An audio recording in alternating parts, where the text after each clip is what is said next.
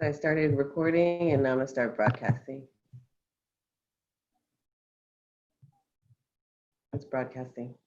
All right, wonderful. Welcome, everyone. I just wanted to first pause and acknowledge that it has been a really tremendous 6 to 8 weeks. Certainly since our last meeting, a lot has happened, and I know that the CALS deans and others have been working very hard during this time to adjust to the pandemic, and I know it hasn't been easy for everyone, and so I just want to acknowledge and appreciate the work that's been done to prepare for this meeting, given everything else that's happening in people's professional and personal lives. So thank you for that. I just now want to call the meeting to order, and Amber, would you please call the roll? Yes. Jackie Gardina. Here. Greg Brandis. Here. Jay Frickberg. Present. Kareem Gongora. Present. Greg Murphy. Present. Martin Pritikin. Here. Brian Pertil. Here. We have a quorum. All right, wonderful. Thank you, Amber. Next up on the agenda is actually the public comment, but I'm not gonna actually open it to public comment right now, although I will. What I want to do is really have the public have an opportunity to hear the discussions among the committee members about the particular rules we're going to be discussing today, so that they have a sense of where the committee is and can comment specifically to the kind of range of the discussion rather than submitting comments in a vacuum. So please wait to provide public comment until I announce it. And the way to do that is to use the raised hand function. If you are on your computer, you can do so under the participant button. You'll see that there's an opportunity to raise your hand. I also want to acknowledge that if you're only using a phone, the way to raise your hand is using *9. So please, when I announce public comment is the time to indicate that you'd like to speak to something that the committee has discussed. I know that we do need to have approval of the minutes, and the minutes were provided on the agenda. Hopefully everyone had an opportunity to review. And so is there a motion to adopt the minutes as presented on the agenda? Move to approve minutes. Is there a second? Second. All in favor? Aye. Aye. All right. Aye. So thank you. So the minutes have been approved. I know that there are some staff report to be provided, so I wanted to pause and allow the staff to provide whatever updates they want to give to the committee and public at this time. Thank you, Jackie. Hi, this is Audrey Ching. I met you right after I started, before we had this unprecedented situation, so it's nice to see everyone over Zoom. I do have a couple of announcements. The results of the February 2020 bar exam will be released May 8th at 6 p.m. to applicants. That same day, successful applicants will have their oath cards mailed out. And then on Sunday, May 10th at 6 a.m., the public can access the pass list on our website. So that is some dates for you. Also, again, like Jackie started the meeting with, these are unprecedented times. Just as a reminder, we have made some changes. The Committee of Bar Examiners made some changes in March, you know, obviously about the online delivery, retroactive online delivery of courses, pass-fail grading, and just a reminder, we also made some filing deadline for moral character applications relaxed, the 90 days from the date of submission of a moral character application or an extension application to provide completed fingerprints. That's usually 60 days. We've extended it to 90 days from the date of the incomplete notice to provide the necessary information and documentation. And we've granted our program manager for moral character the permission to allow submission of moral character documents past the 90 days if there is good cause. So we have made some deadline extensions. And in light of everything that's been going on with the pandemic and the need to be accommodating, I know we talked about the rules recommendation being presented at the June CBE meeting, but in light of everything, we will now be presenting those rules at the August CBE meeting. So before we go into talking about it, just so you know, that timeline is the new one we're going to go forward with. All right. Thank you, Audrey. I don't know whether anyone has questions about anything she identified. So give an opportunity. Yeah, could you re-clarify what date those testing will be available? I'm sorry, my internet went crazy for a bit. Oh, sorry. So the February bar exam results, May 8th at 6 p.m. The results will be released to the applicants. And then Sunday, May 10th at 6 a.m., the public will be able to see the pass list. Okay, that's good. And then what sort of impact have you experienced, I guess, in the delays? Is it that we have staff minimization, or is it that we're receiving an influx? I'm sorry, Kareem, what was your question? My question was, what type of impacts are you experiencing? I guess, is it that staff has to make adjustments, or that are we getting an influx of applications for more character? Oh, yeah. Well, it's just that the things like being able to go and get your fingerprints. I mean, a lot of things that are just harder to do on the applicant side because of things that are not open. So we want to be more accommodating this time and kind of have that ability to relax some of those deadlines, including this deadline for the rules presentation. I appreciate that. Thank you. I get a lot of questions on these things, so I really appreciate it. Thank you, Audrey. I know that one of the things that is probably on fixed facility deans' minds is if and when the CBE might consider extending the virtual classroom into the fall, given that some schools are really starting to think about that. At least major universities, we know that Cal State Fullerton has already announced that their fall semester is going to be online. And it's certainly something that I think many of us are thinking about. So I don't know whether or not that's on the CBE's mind as they move into not this meeting, but perhaps the June meeting to provide some guidance to schools about what may or may not be available given the uncertainty of the public health situation in California. So I'll just kind of put the pin in that as something to be thinking about for future CBE meetings. All right. Thank you. Yes, very fair point. Yeah, thank you, Audrey. Oh, okay. So now, yeah, Natalie. Oh, sorry, Jackie, I was going to say it looked like Greg Murphy had his hand up, but I think he has lowered his hand. Oh, sorry, I missed that. Oh, do we have dates for upcoming meetings? Are there going to be additional ones of this group in light of the extension or not? I know we have a schedule generally, but I was just wondering if we have other dates we should note on our calendars now. I can send the days for June and August to you offline the day prior to the CBE meetings. Okay, great. Okay. If they're the ones we already have, you don't need to resend it, Natalie. They are. Okay, then don't bother. I don't want to put you through trouble. Okay. All right, great. So now is really the bulk of the work that we're going to do today, and I just wanted to lay out a couple of or a framework in which to address it. What I hope we're going to accomplish today, and getting through as much of or as many of the rules as we can, is really to identify rules in which we agree or have consensus, either based on the language that was provided originally or a consensus about a staff edit, or perhaps if it's minor edits that we might do here, so that we can then move those to the side knowing that there is general agreement about that particular rule. I then want to identify rules where perhaps we still are uncertain, where there might be some confusion or disagreement.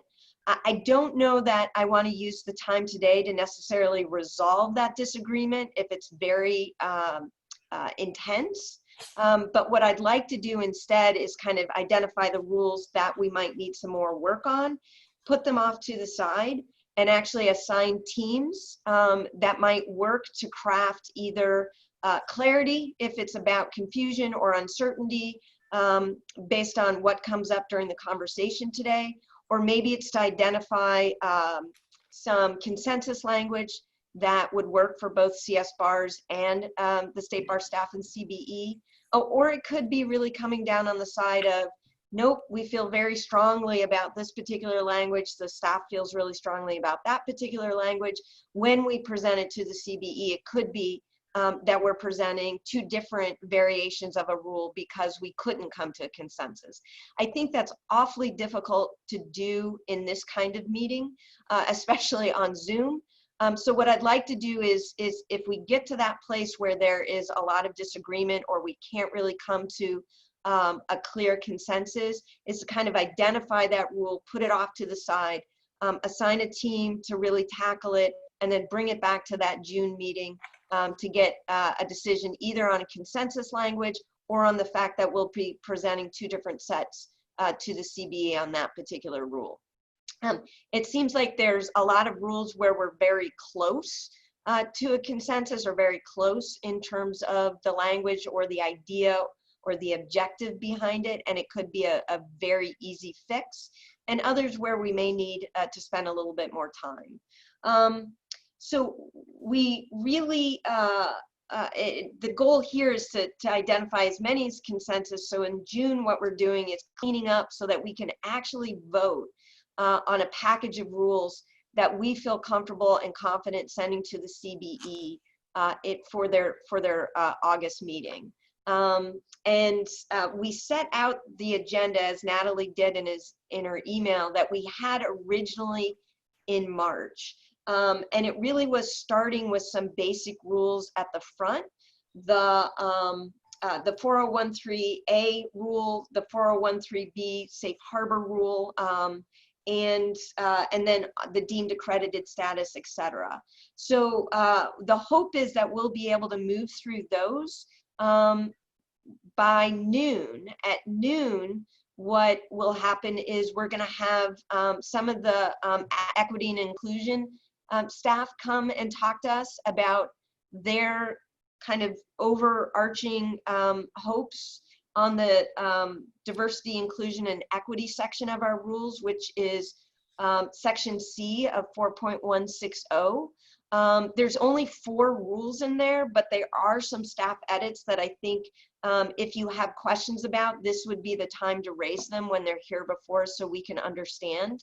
And then we'll break at 12:30 for lunch and then come back at 1 and continue our work through the rules. So any kind of questions about that framework? Everyone? Okay, all right. So I think the first one is really looking at 4.103. Let me see if I can bring up my notes here. Are we going to be looking at the material received yesterday or the material sent last Friday? Which draft? Natalie, I don't know that there's a difference between Fridays and yesterday's in terms of substance, correct? Natalie, you're on mute. You're on mute. Hi, Jackie. Yes. So for the benefit of the public, the version that CSBARS has in their hands that was sent on Friday and resent this week is the same. It has track changes still in the comments. The version that is posted online for the public to see has those comments accepted. We needed to do that in order to remediate for accessibility, so they might look slightly different. I think that it is probably most easy for the committee to use the track change version, and either you or I can share our screens as to that when you think it's appropriate. Yeah, and I'm actually going to ask Marty to take this on, because Marty really, I think, did a nice job of revising and bringing some new language. Everyone should have gotten a copy of that revised language. But I just want to set up the framework for 4103A and B, because it was an area of some confusion at our last meeting. And I want to bring at least a framework to it, and then we can place Marty's revisions into that framework.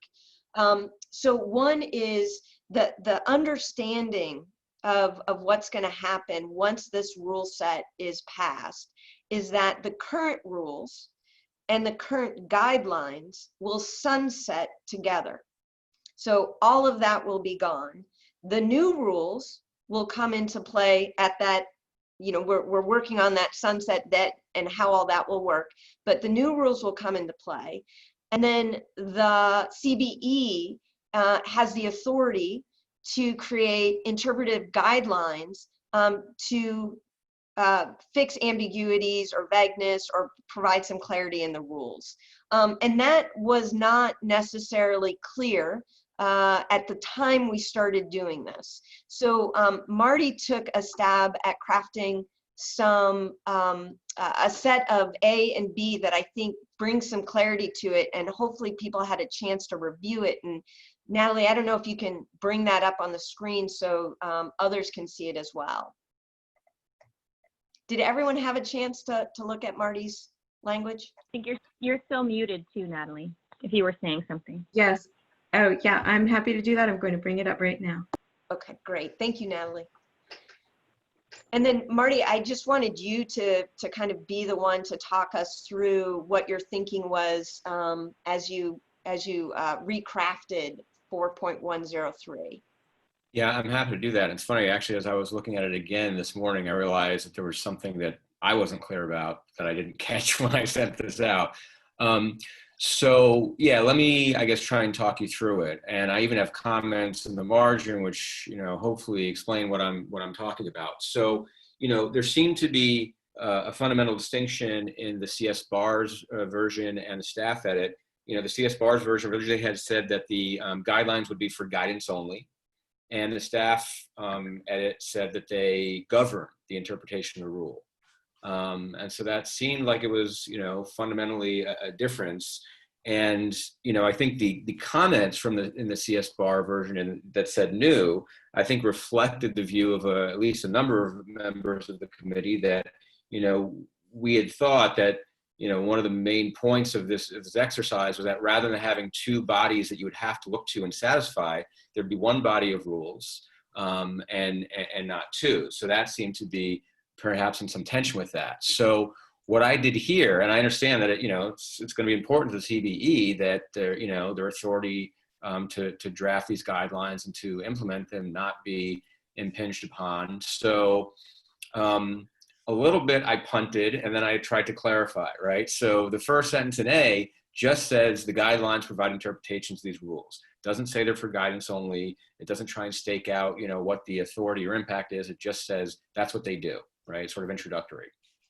And then what one does, A1, is rather than try and sort of, you know, stake out, you know, what's the status, it tries to really focus on what's the impact, right?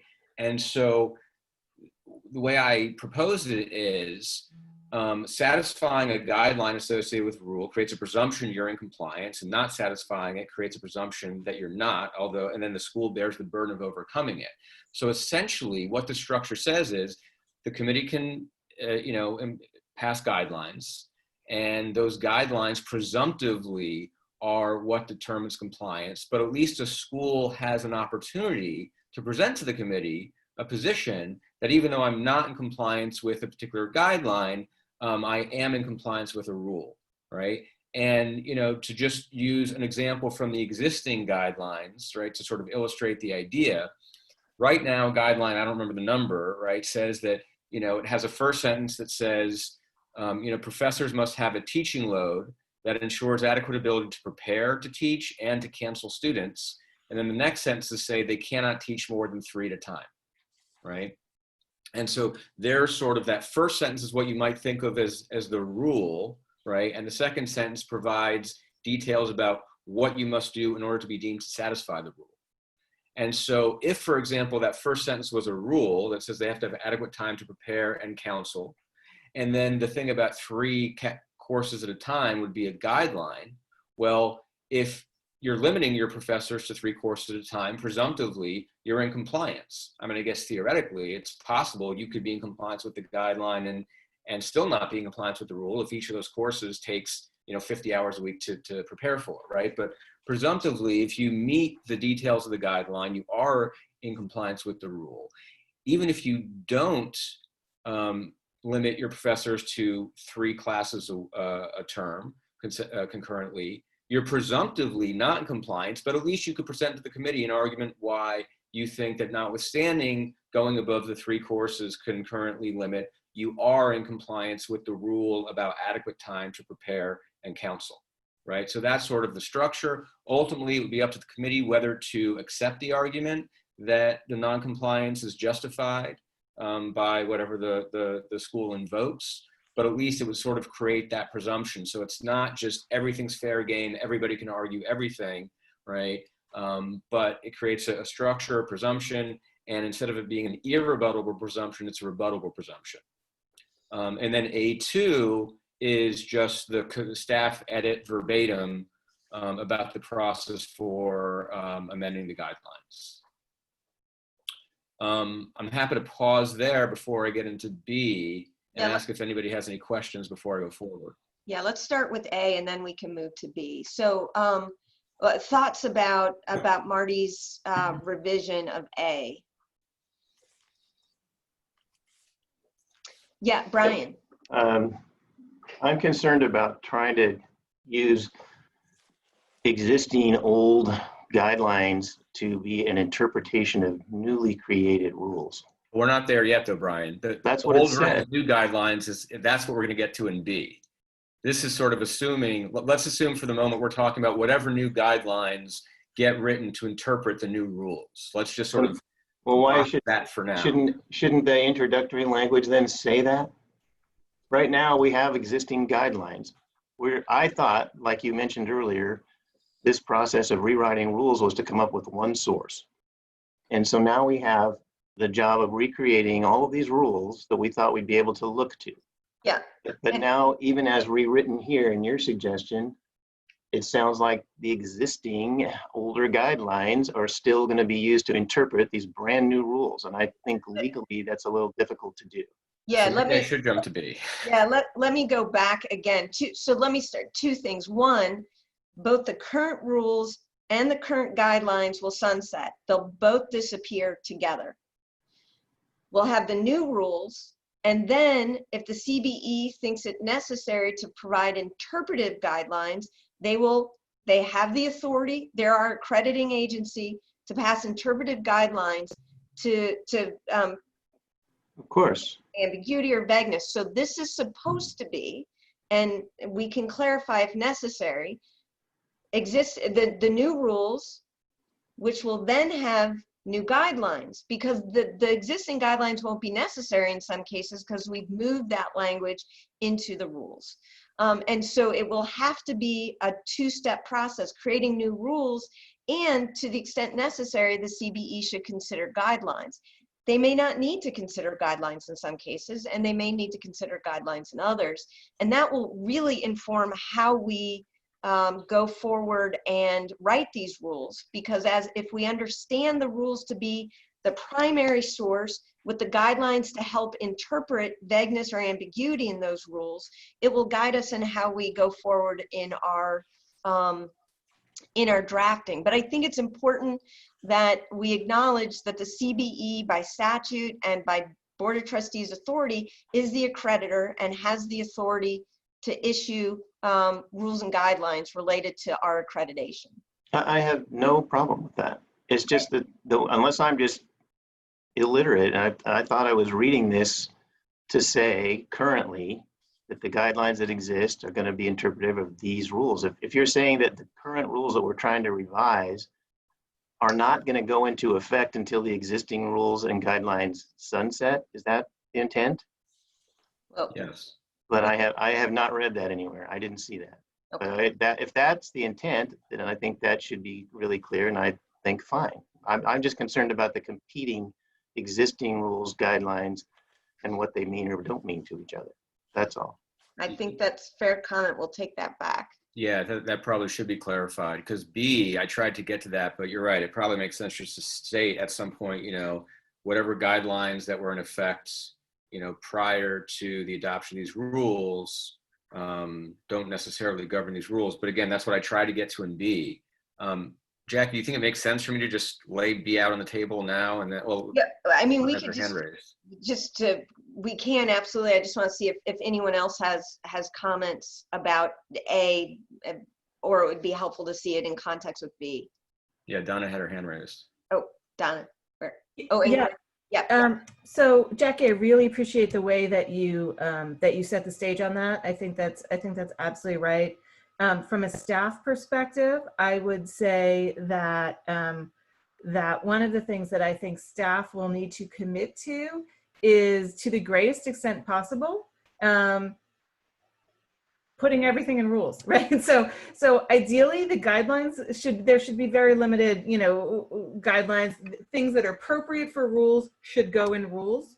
And I think that's something where we can be a lot more disciplined going forward on thinking about if something really is a quote unquote interpretive guideline that belongs in a separate document, or is something that is in rules. Because I certainly hear Dean Pertil's comment and sort of feel strongly the same way that overall there should be a single document that lays everything out, but with the understanding that, yeah, there may be a need to provide some guidelines for vagueness and the other reasons, Jackie, that you had laid out. And so I think we just need to be more vigilant going forward on limiting sort of the number of things that exist outside of a governing rule document.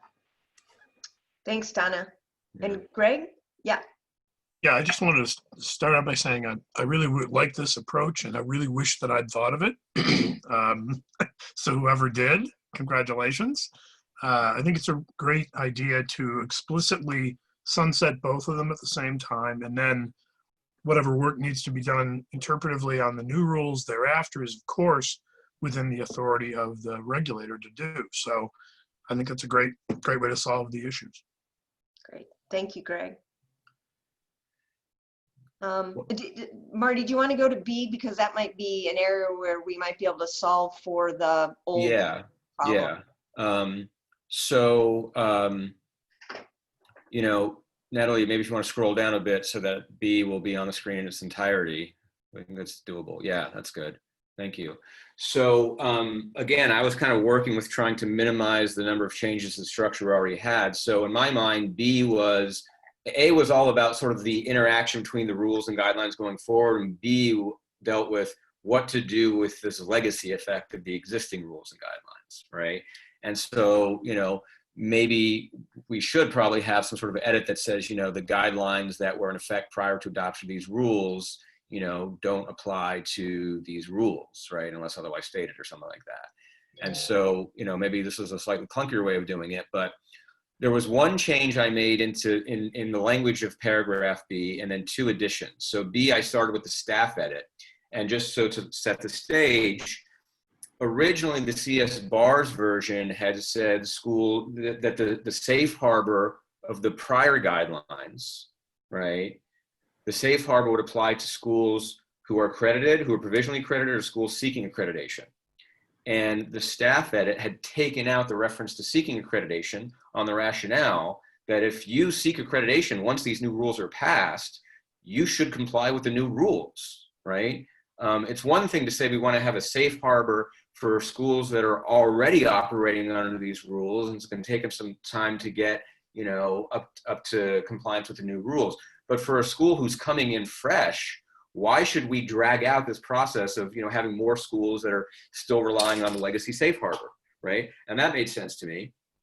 My one edit, and I don't feel, I'm not going to die on this hill, but my suggested edit was that if a school has actually already submitted its application for at least provisional accreditation before these rules get adopted, they should be able to rely on that, right? A school who doesn't get their application in before these rules are adopted, you know what? Maybe it takes you a little longer to apply and to be able to say you're in substantial or full compliance, but there's always going to be a cutoff point at some point. But at least, the suggestion was to grandfather in a school that had already submitted its application. So that was a relatively minor thing. The bigger issues were these new sub 1 and 2, which I added, right? Because the concerns were, I guess, twofold, right? One, if a school is relying on the safe harbor and we set above that the guidelines create a presumption structure, right? I don't know if I want that presumption structure applying to schools that are relying on the old rules and guidelines, which weren't set up to be a presumption structure. So, maybe we want it to be, if they're deemed to govern for the old rules, let's just say if you want to be deemed, if you're relying on the safe harbor, right, then you got to be in substantial full compliance with those guidelines as applicable, right? So that was one idea. The second thing sort of makes explicit the point that Brian raised, but maybe not in the most articulate way, is that if you are in compliance with these rules and you're not relying on the safe harbor, you don't need to comply with the guidelines that were in effect prior to the rules. So you only need to be in compliance with these rules and then presumptively in compliance with whatever new guidelines get passed to interpret these rules, right? So it may not be the best way to phrase it, but that was the intent. And then the last thing I'll raise is the thing that I just noticed, which is the staff had added to paragraph B, this last sentence that says the safe harbor will sunset effective December 31st, 2025. But the sentence before it says that you can rely on the safe harbor, right, until December 31st, 2025, or the school's next inspection, whichever is later, which means theoretically, if a school's next inspection is after December 31st, 2025, then that would seem to be in conflict with the last sentence that says that December 31st, 2025 is the cutoff. So I apologize, I didn't catch that before I circulated that. I'm not, again, I don't feel strongly. I think 2025 should be more enough time for people to get in compliance, but I do think it might potentially be either vague or inconsistent, so we probably should clean that up. So that's what I did, and now feel free to pick it apart. So as to B2, do people feel as if that clarifies the concern about new rules, old guidelines being both imposed upon people?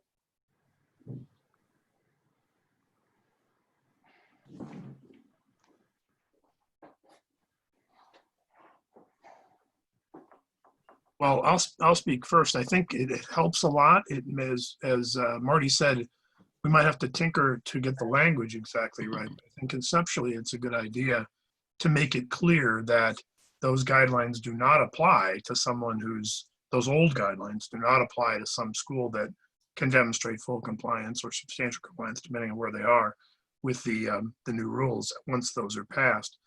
It also might make sense for us to write a transition provision that is just explaining when these rules go into effect and the effect of that occurrence. So it would, the state, of course, has a presumption that action by the legislature before it ends its term takes effect January 1, unless it's declared emergency legislation. And we could follow the same kind of idea. It's just whenever they get passed, they go into effect January 1. Everybody can remember, something like that. Write the provision specifically so that it's clear and also clear that the other guidelines sunset in accord with this provision. So that'd be my suggestion. Others? Jackie, I have a quick question. This is Natalie. I don't know if you can see me with my screen shared. When thinking about a date, January 1st is often one that the legislature uses, as Greg mentioned.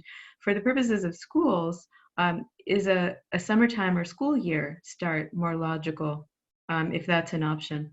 All right, thank you. And Natalie, if you could clarify for me, because I know this came up in a conversation that we had about whether or not it's the norm to include the section B within the rules itself, or it's more the norm for it to be passed as part of the Board of Trustees or CBE's kind of proposal? Usually more the latter. As part of the recommendation that goes to the board, there is usually a recommendation about the implementation plan or implementation date for the rules, in part so that it can adjust depending on the Board of Trustees meeting when the board takes it up. And then the board includes that when they ultimately move to adopt the rule set as they see fit. Okay. And so I just want to, going back to kind of what we're trying to accomplish here today, understanding that we may need to tinker a little bit to make more clear that kind of old rules, old guidelines go together for purposes of compliance, new rules and whatever may or may not occur with new guidelines go together, that you're not going to be subject to new rules, old guidelines kind of thing, other than having to clarify that a little bit better in either the rule or in what might go to the board as the recommended sunset piece. Are people comfortable with what this does in terms of the solution in A?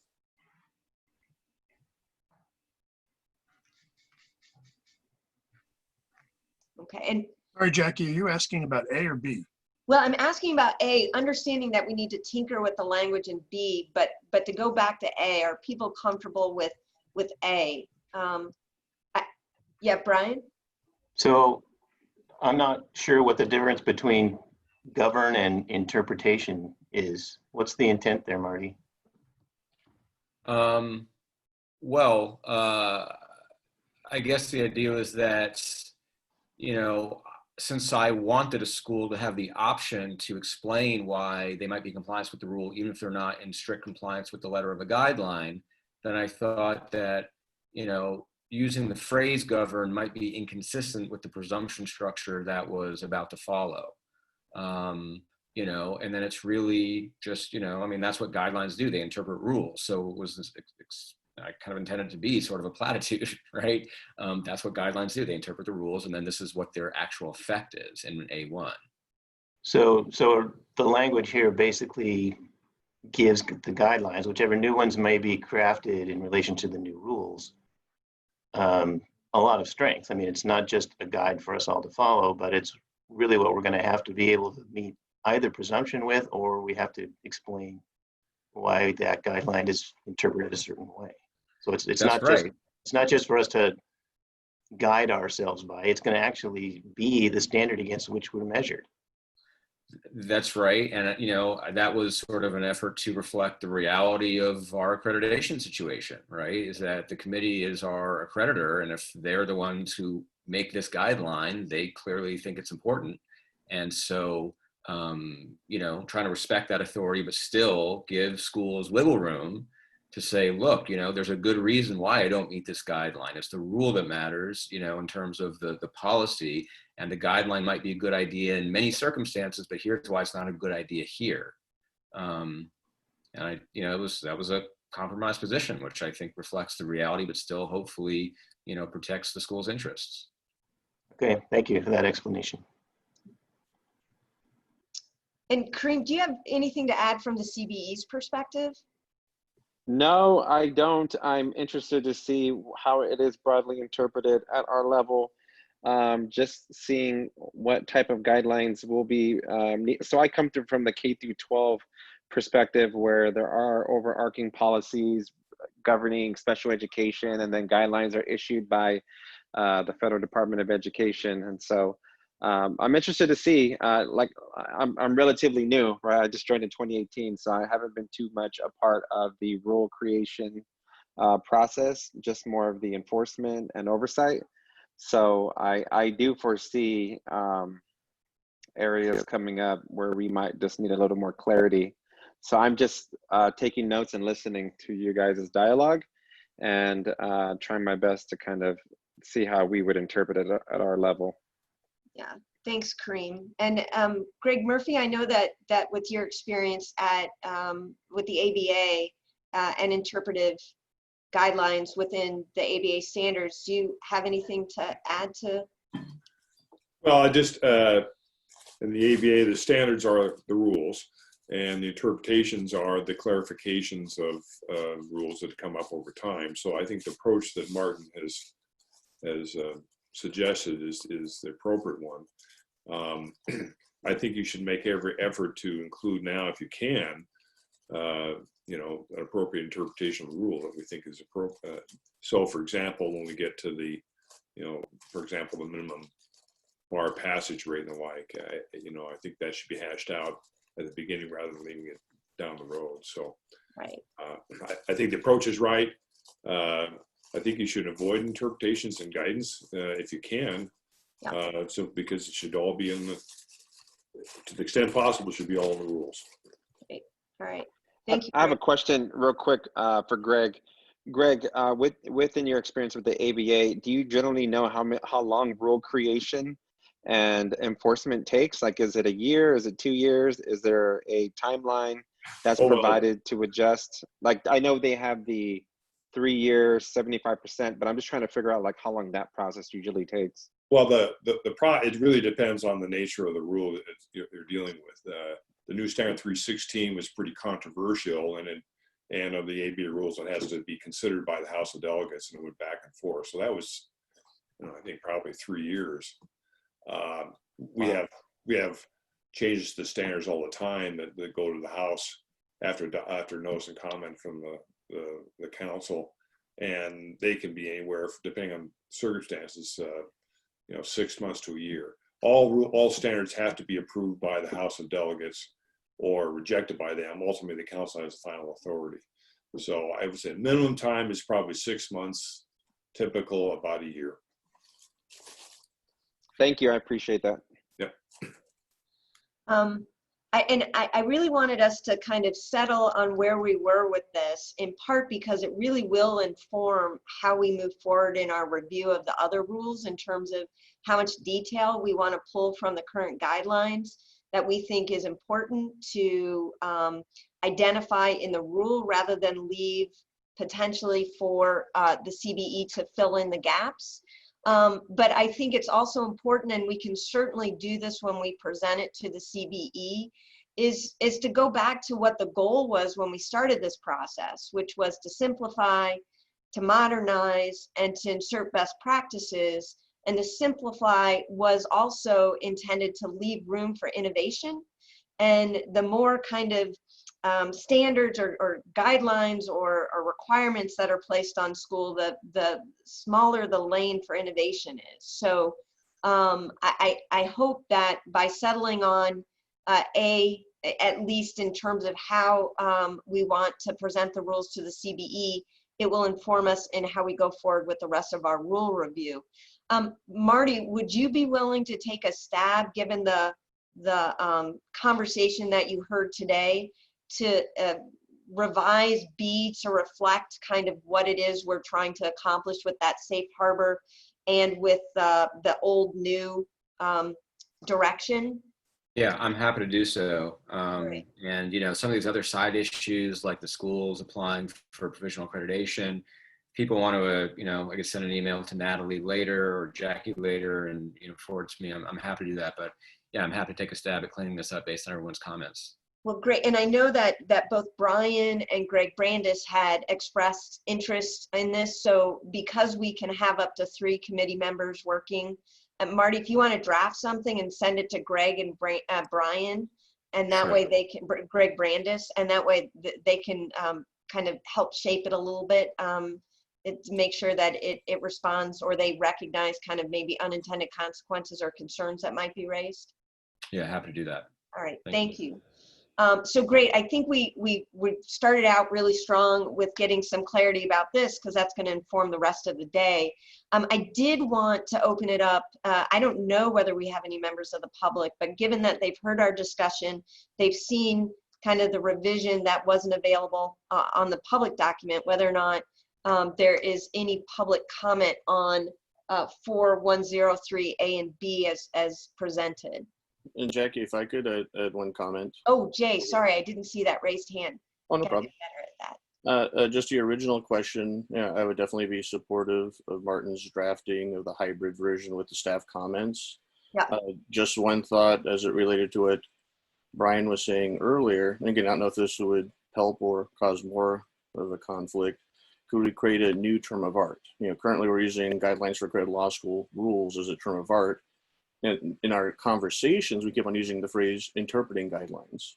Maybe we can create a new term of art of interpreting guidelines, and that has a complete separation from the old guidelines, and that can get rid of some of our conflict. Okay. Thanks, Jay. Okay. So any public comment as it relates to the discussion we just had?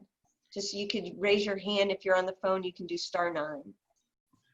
And Jackie, because I'm sharing my screen, I'm going to ask Amber to watch for hands in order to help stack the public comment that may come up, because otherwise I'll cover over the screen share that the public may like to see.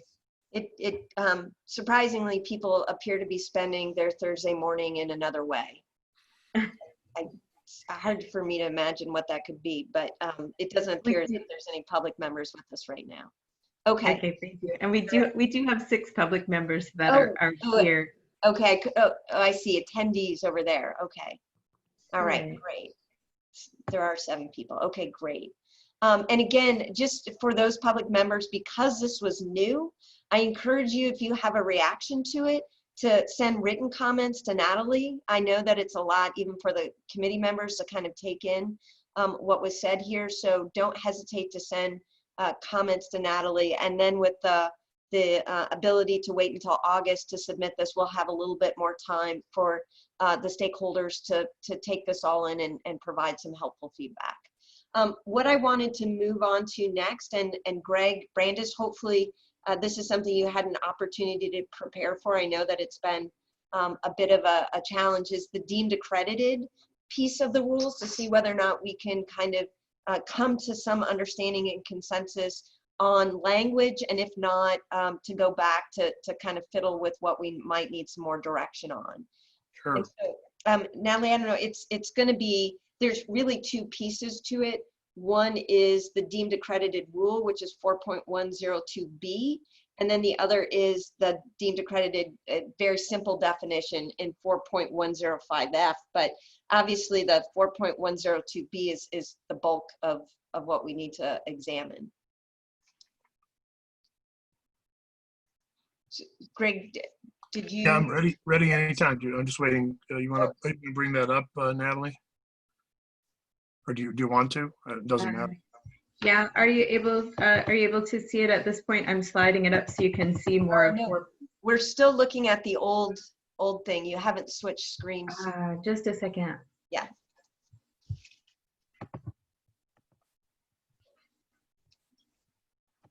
Okay. And just as a reminder, this is a brand new rule because it's going to allow those institutions who meet the deemed accredited status to be declared deemed accredited subject to this. And I know several people on the members on the committee could fall into this category, and so could probably have a good sense of language that works or doesn't work. Okay, Greg. Sure, absolutely. So the first thing structurally to keep in mind is there's a section as yet unwritten referred to as the blank unspecified section. You see the yellow marks there, which is where we would collect the various things that a school deemed accredited would still have to do. And that would largely be a list of rule numbers from the rules when they're finally settled, as to the standards that and performances that are still required. Things like filing an annual report, there seems to be good consensus that schools would still be required to do that, even though they might not otherwise have to do that. We would put that in. There might be other particular standards like the minimum cumulative pass rate that would be continue to apply to those schools despite their deemed accredited status.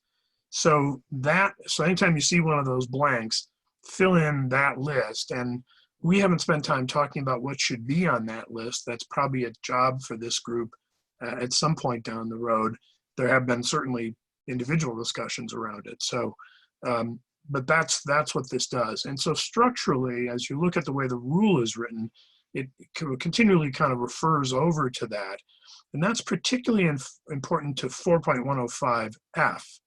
So that's not what's on the screen, but 4.105F is just in the definition section. 4.105 is the definition section.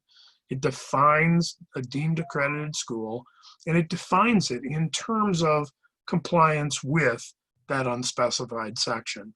So you're deemed accredited if you are accredited by another accreditor and in compliance with that section. And it doesn't go into the details of anything else other than that. this section, sorry to keep popping around on you, but yeah, there it is on the screen. So law school fully accredited by the committee that has also been accredited, deemed accredited within the meaning of the rule. And that's all we say in the definitional section, just so there is a definition anytime that phrase is used in a different context. So sorry, Natalie, now back up to the other one. The other one is where we actually enact what it means to be deemed accredited.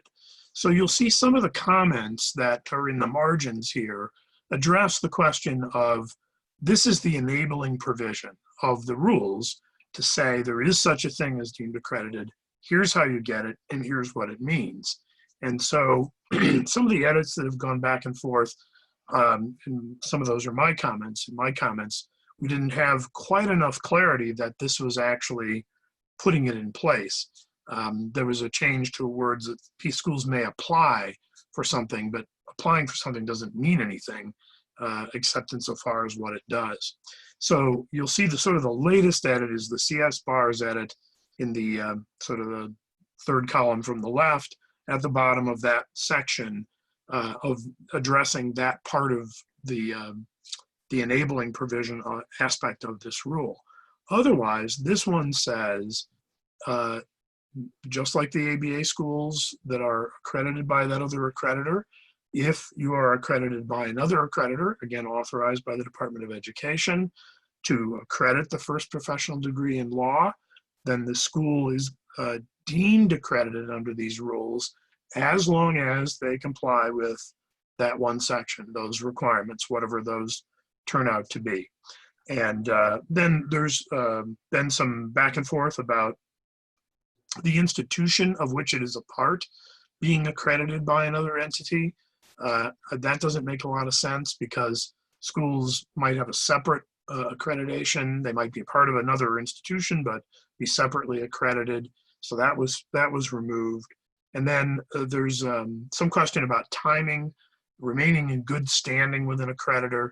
Accreditors don't issue good standing letters. You are either accredited or you're not accredited. There's a point at which the line is drawn. So that language was also removed in the latest edit.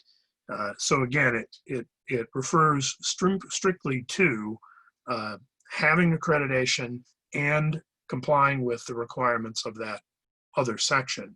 Now that other section, of course, allows for a certain amount of leeway in terms of what we put in, but that should be a section of the rules, and it should then be part of our conversations and obviously subject to rulemaking because it's going to be some kind of big things, and there shouldn't be too many of them. That's been sort of the consensus that we understand, that for deemed accredited status to mean something, there won't be a lot of these requirements. There'll be a handful that a school in that category also must comply with. So now, sorry, Jackie, I'll stop there and just kind of take questions about where we stand. I have a couple of questions. Thank you, Greg. And I know this is a place where there is a distinction between what the staff is recommending and what CSBARS is the CSBARS edit contained in here. I guess I'd like to first understand where the staff is on the new CSBARS edit.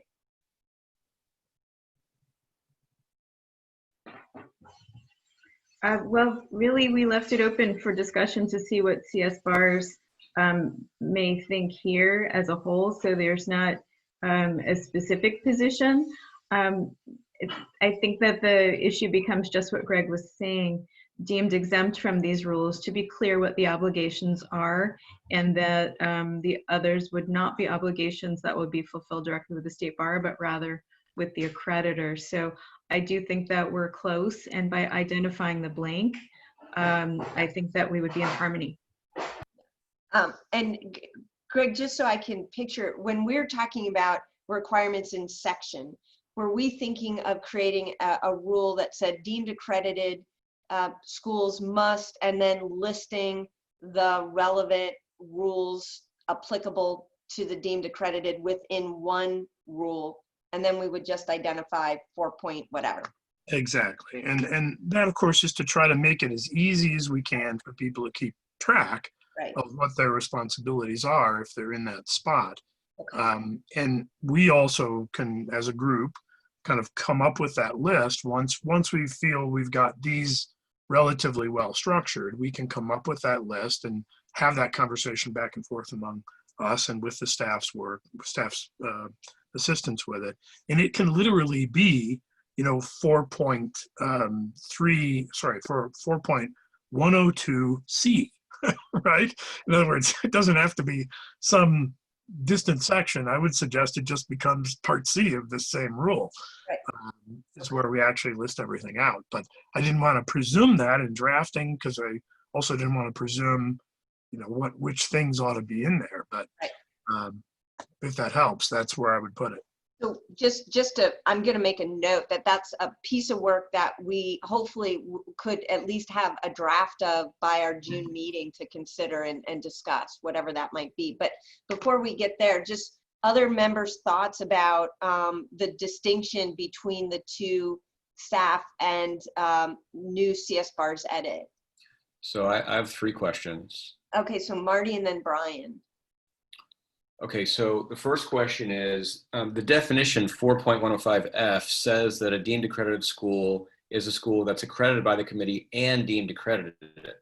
So does that mean when a school initially applies for accreditation, they must meet the accreditation standards of the state bar and not rely straight on the deemed accredited rules? Meaning, if, for example, if we say all a deemed accredited school has to do is have the minimum bar pass rate and submit their annual report, could a school say, hey, I'm accredited by WASC, I got a 40% minimum pass rate, and I also submit my annual report, boom, give me accreditation? Do we have a position on whether we want that to happen, or do we definitely don't want it to happen? So that's question 1. Should I wait, or should I go to questions 2 and 3? So this is Natalie. I have an initial thought about that. A number of accreditors, including WASC, actually require the state bar accreditation first before conferring the WASC approval. So it's quite possible that they will in fact require it, and that would be an independent entity setting its own requirements.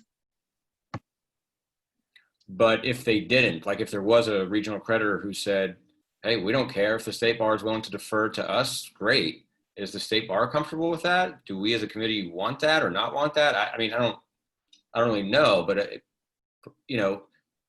probably should be clear what the effect of that is, because it's going to happen. Some school's going to say, I don't care that I don't have X, Y, and Z in these rules. I meet 40%, so let me in.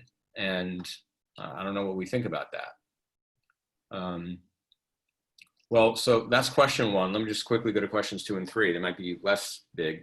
So my assumption when the staff edit said remains accredited good standing is, you're right, Greg, they don't issue letters of good standing, but you could be on probation. So if you're on probation with WASC, let's say, what does that do to whether you can rely on that to be deemed accredited? Yeah, so that one I think is straightforward. You still have accreditation when you're on probation. Withdrawal of accreditation by that accreditor would withdraw your accreditation here, but that's the whole point, in fact, of relying upon the other accreditor's process, rather than setting up another separate process that has to go on at the same time. So that's that's something I feel pretty strongly about. I mean, I could hear an argument on the other side, not that I feel strongly, but I hear arguments saying, look, it's one thing to rely on the other accreditor when you're ticking all the boxes. But if you're not, if you're in hot water with them, maybe we don't want their seal of approval to substitute for ours when you don't really have their full seal of approval. They're not quite ready to yank it yet, but you're in a gray zone. I don't know. So Marty, this is Natalie. I don't want to speak for the entire agency here, but in part that good standing wording is there as a placeholder only because internally we're still just examining, could there be a circumstance that is so grave and requiring such quick action that something could be needed, thinking, for example, something like the Dream Argosy situation. That would be very rare. And what would be needed. We're still sort of figuring out what that was about and how it affected other accreditors. The State Bar wasn't involved in that, but that was the thought, and otherwise the thinking was in line with what Greg shared. Okay, great. Last question then is, the staff had talked about the institution of which a school is a part remaining accredited. And, you know, that was taken out. And again, I just want to make sure that we're clear on what we want it to have the effect of. So, you know, obviously there's some accreditors, like you might be a law school itself, even though it's part of a broader institution, might be DEAC accredited, right? Whereas a regional accreditor like WASC will accredit an institution, not a school, right? So is the assumption then that, you know, if a law school doesn't have separate accreditation from WASC, it's part of an institution that's accredited by WASC, then everything lives or dies based on whether whatever body WASC is accrediting is either accredited or has its accreditation withdrawn. We don't really care whether it's separate for the law school or part of an institution. It's just whatever other institution, you've either got it or you don't. Is that the idea? Well, I'll speak from the drafting perspective. The answer is sort of yes and yes.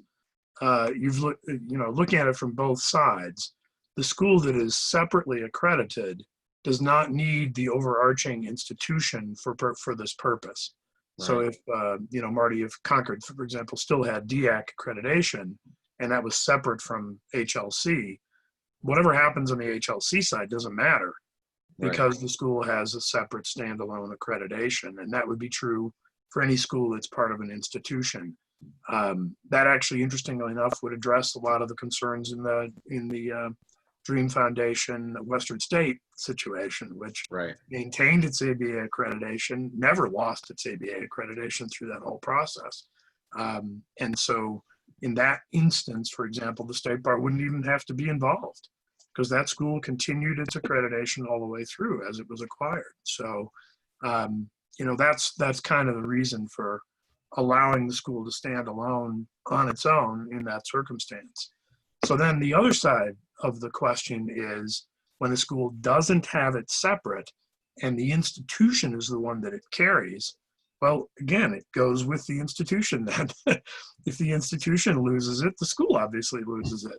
But until then, the school has that seal of approval, including all the things that go with it, including Title IV eligibility, including demonstration that it as a part of that institution complies substantially, completely with the Department of Ed stuff. So there's no reason to really have kind of a distinction there. The school is either in or it's not. You're not a little bit, So that's the idea behind the drafting. Now, I don't know where the staff stands on that part afterwards, but. Okay, thank you very much. Thanks, Marty. Thanks, Greg. Brian? Yeah. So I have two questions. Also, I'll start with the one that's closest to what Marty just finished with.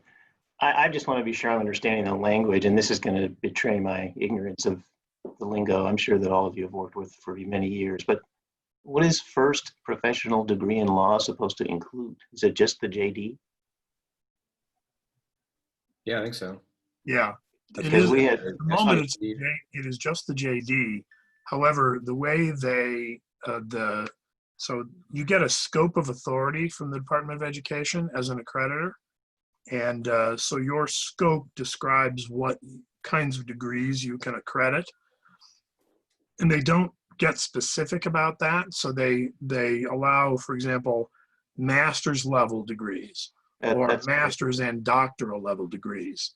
And so there would be a lot of accreditors able to qualify under this rule with master's and doctoral level degrees who are national specialty accreditors.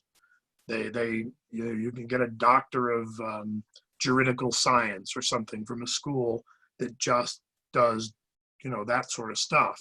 Well, and this is what prompted my question. Our school has a separate Master's of Legal Studies program that is independently accredited by ACICS. And so it is through the Department of Education, and that is where our financial aid comes from for those for 2 years. But I'm certain that that's not what we're intending to do here. I just want to make sure the language doesn't lead to that conclusion somehow. You just look at their scope, Brian, and if their scope document, which you can just get off the Department of Ed, includes the first professional degree in law, then they would be a qualified accreditor. It probably does not. I don't know. I would not think so. We've been working on that for many years. 2 that I've been here already, and it's simply with the MLS degree. That's all the ACIS cares about. So I just didn't understand the words first professional degree, because we have a definition later that says what a professional degree is, but it doesn't say which is first, and I just don't know that, but I do now. Yeah, it's basically the JD degree, and there are only a handful of accreditors presently, right now, on the ground with that as part of their scope. Right.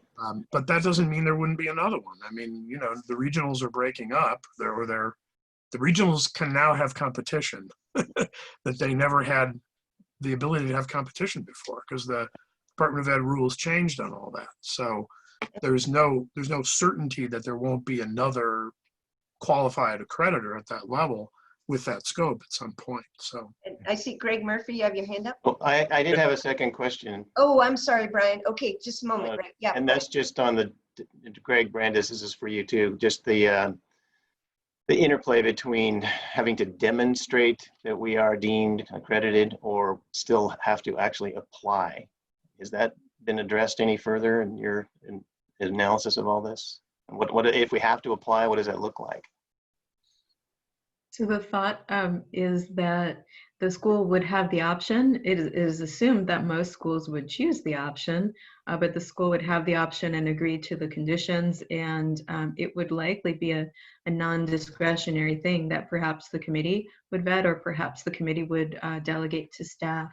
That's the thinking now, subject to your comments and recommendations.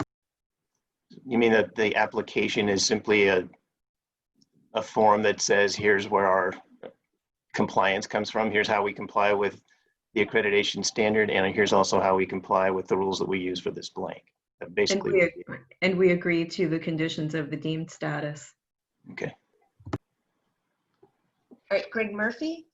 I'm not sure this clarifies the previous issue, but I believe that the term first degree in law became used because at the time there were some schools still offered what was called an LLB, right? And that was the first degree in law. Other schools started calling it a JD, a Juris Doctor, because they thought it was more equivalent to the time and effort to a PhD. You know, and so it's just a nomenclature thing that way. I think the first degree in law is generally thought to be a 3-year course of study in law. Thanks. yeah, worldwide, that would be more the norm than. Yes. So I just want to see if any other committee member wants to speak to either the staff or the CSBARS edit before I open it to the public. Okay. It does sound like when you say may apply, Natalie, just so we're clear, because that language doesn't show up in the CSBARS edit. So I do want to get some clarity around that. It's almost more of a notification rather than an application. An application sounds like it can be rejected. A notification suggests that we're notifying you that we meet the deemed accredited status, and here's our packet to show that we do. I'll make a note of that and double check. Okay. Because you identified that it's non-discretionary, but the application, when you apply to something, there's always a chance you could get rejected. Obviously, you could get rejected if it turns out you're out of compliance with something. The other thing I wanted to check on was, I think the first thing that was brought up, which was, and I think Marty brought it up, in the CSBARS edit, do people want to actually add a law school accredited by the State Bar of California or the Committee of Bar Examiners of the State Bar, and provisionally or fully accredited by any accreditor? Do we want to require a law school to first establish that they are in fact in compliance with all of the accreditation rules before they can kind of take on deemed accredited status? Or, as Marty suggested, would it be okay for a school who's currently registered but does have DOE status to come in and say, I have another accreditor that meets the deemed accredited, and I meet the certain subsections identified for deemed accreditors. I meet all those, and here's my documentation that I do. I think it's an important question for us to clarify. So I don't know where people stand on that. And Greg Brandis? Yeah, Jackie, can I add one? I think it's also a very likely alternative that goes the other way. You have a school that is presently accredited by the ABA, losing that accreditation, but is separately accredited by a regional accreditor, because that's going to be, in my opinion, a very common situation in the future. And that's what I think we need to also be aware of, that those schools would come and say, we are accredited by this accreditor, it has this within its scope, and we can obviously meet your the deemed accredited rules. And that school would not then have to go through a full accreditation process by the bar. Right. And personally, I think that's probably the right way. That if we're relying on the external accreditor, then we're relying on the external accreditor. But that's the issue. That's the other side of the issue you raised. Yeah. And Greg Murphy, I see your hand up. You're getting Well, quite. it strikes me that it's really a question of what goes along, what accompanies accreditation or approval. The ABA is the only nationally recognized, the DOE only recognized the ABA as national accreditor for law schools. But obviously the DOE recognized a lot of regional accreditors. If the school is a part of a larger institution that's regional accredited, well, then you have access to Title IV money. And if you're approved by the ABA, you have that access. And So, DEAC, Greg, sorry to interrupt, but DEAC is also has that within its scope. Right. So, well, anyway, it really is a question of what goes along with it. And it's two things. One thing is the good housekeeping seal of approval. Yeah. Secondly, if you're approved by the ABA, then every state in the union will allow you to take the bar examination. Yeah. To complete it. And then thirdly, it's the access to the money, the federal money. All right. Thanks, Greg. Brian. I just want to say I agree with what I think Greg Brandis just said, that if we are going to have a deemed status, then it should just be a deemed status. I don't see that you should have to also first demonstrate compliance with all of the California rules that giving you deemed status exempts you from. Okay, great. So, and I am going to open it up for public comment, but I do want to recognize that we still have some disagreement between the CSBARS edit and the staff edit. And I want to circle back to that after public comment, sensitive to the fact that we've got our equity and inclusion staff members joining us to talk a little bit about those set of rules. So I'm going to open it up to public comment. And I do see that Jessica Park has her hand raised. Hello.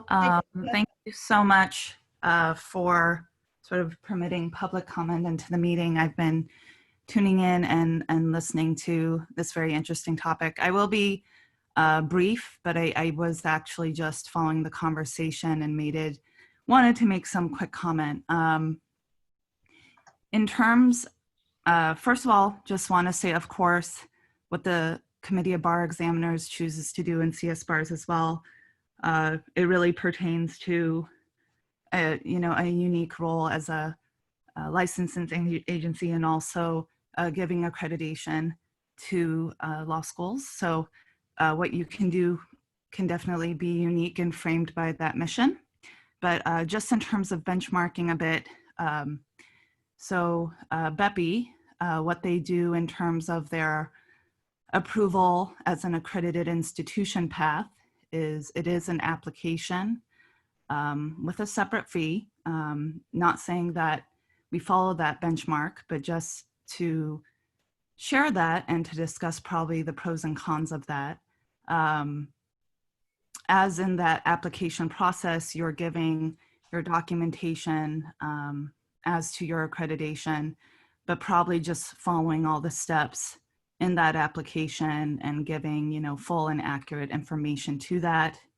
And in their structure, they charge a fee for the review of that path, although much more abbreviated, and it doesn't involve a BEPI site visit and such. So I did want to mention that's probably how they process it. And at the end of the day, you get listed in their database under having approval as an accredited institution category, which is different from being purely BEPI approved. And I think we know BEPI has really mandated accreditation throughout. It was part of its change of rules. So probably they're ending up making that category bigger over time. The second point I wanted to make was just about the first professional degree in law. So as the chair of the Standards Committee with the Distance Education Accrediting Commission, just had a meeting yesterday actually, and we have meetings each quarter really on those accreditation standards. This was actually a topic we looked into, although we're really in phase 1 of it. And some of the research we did was going and looking at all possible benchmarks for 3 terms.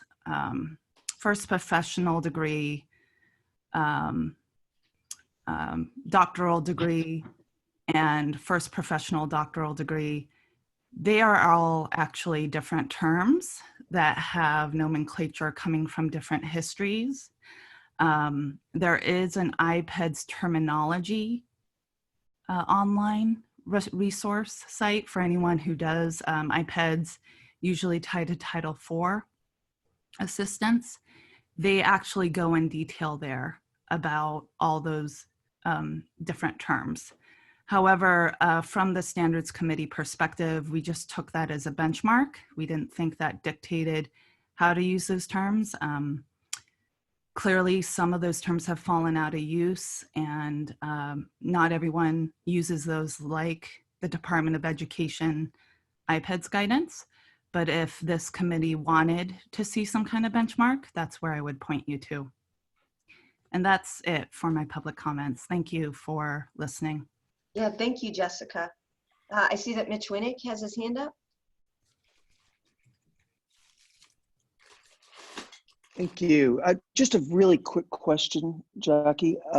The issue of the 40% MPR, are we assuming that that's going to be in those other requirements that aren't embraced within the deemed accredited? Because if we are, then it'll be dealt with elsewhere, and I have no question about it. I just wondered, just for clarification on that. And obviously we're going to be building out all of those sections that would be included as necessary for the deemed accredited schools to meet. I think it's a given that the NPR is going to be one of those rules that they'll need to comply with. So I think that's always been kind of assumed as we've gone through this process as one of the kind of obvious ones that a deemed accredited would need to meet. So as far as I know, that is still the case. But I think what I'm going to ask as we kind of circle and finish this up is to ask Greg Brandis if he would be willing to take on, whether we call it 4.102C, and kind of start to go through the rules as they're currently constructed to identify what we might pull out as necessary for deemed accredited schools to meet, and that will be something that we can bring back to the committee in June. And then I'm going to ask, again, being able to share and get feedback. Jay, will you provide feedback to Greg and your insights as to that list? Of course. Great. Okay. It makes sense to me as we kind of end this piece that there needs to be some kind of notification or something for the State Bar to identify those of us who meet the deemed accredited status, whether it's called an application or a notification or something. It does seem like there needs to be something in there where the schools are sending something to the State Bar to acknowledge that they meet the deemed accredited status and providing evidence to back that up. What that might look like in terms of language, whether it's application, whether it's notification, or whatever the case may be, it does make sense to me that there needs to be some way to identify rather than it just kind of magically happening. So I would agree that we need to have something in the language that applies to a process of some kind. I don't know exactly what that would look like. Becky, I'm happy to add that to the task. Maybe it becomes 4.02C and then the other one is D or something like that. We can certainly address process a little bit. Yeah, just, okay. And so then how about we come back? I think we are in a pretty good place with this rule. I think we feel pretty comfortable with where we're headed, and it's just cleaning up that little bit of language in the original rule, and then identifying those sections of deemed accredited that we want to have apply Actually, to those schools. I'm sorry, I did have a comment, but I Oh, didn't. sorry. That's okay. I didn't mean to derail us, but you know, I think at least for me, depending on the list we come up with as to what provisions a deemed accredited school needs to comply with, that might actually make quite a big difference as to whether I would be comfortable letting a school enter accreditation in the first instance through the deemed path, right? And to give just an example, you know, if all we say is that they got to hit the 40% bar pass rate and file their annual report, well, that means that we're not requiring that they have any course in professional responsibility, any courses in, you know, experiential learning, things like that. And I might not be comfortable letting in a school into the accreditation realm that doesn't have those things, right? Whereas, and part of where I'm coming from is, you know, being part of a regionally accredited institution, right? Purdue Global is accredited by the HLC. And I know, quite honestly, you know, when they review my university, they don't take a super close look at the law school. They don't care. They don't know about professional responsibility courses and experiential courses, and they don't really know or care for doing those things. Obviously, they care about core things like transparency and, you know, things like that. But, you know, the things that might be specific to a law degree, they're not really in the loop on.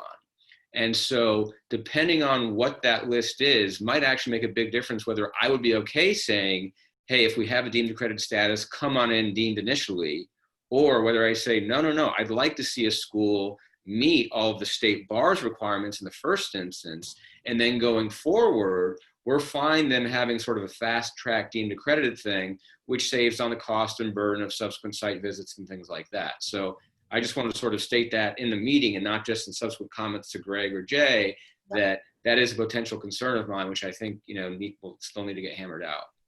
So Yeah. Marty, this is Natalie, not to jump the gun on Greg's work that he's about to undertake.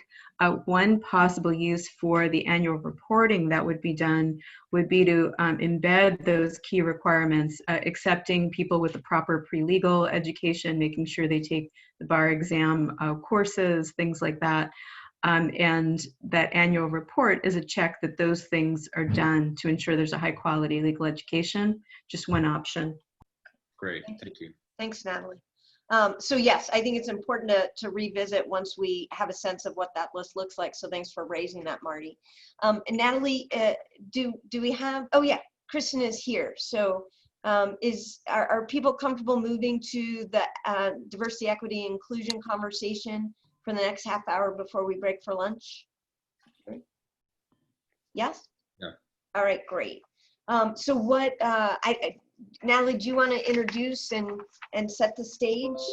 And just for people to get a look at their rules, it is section C of 4.160. So if you have questions about the staff edits that were included in this is an opportunity once we hear from Kristen to understand their thinking on some of them.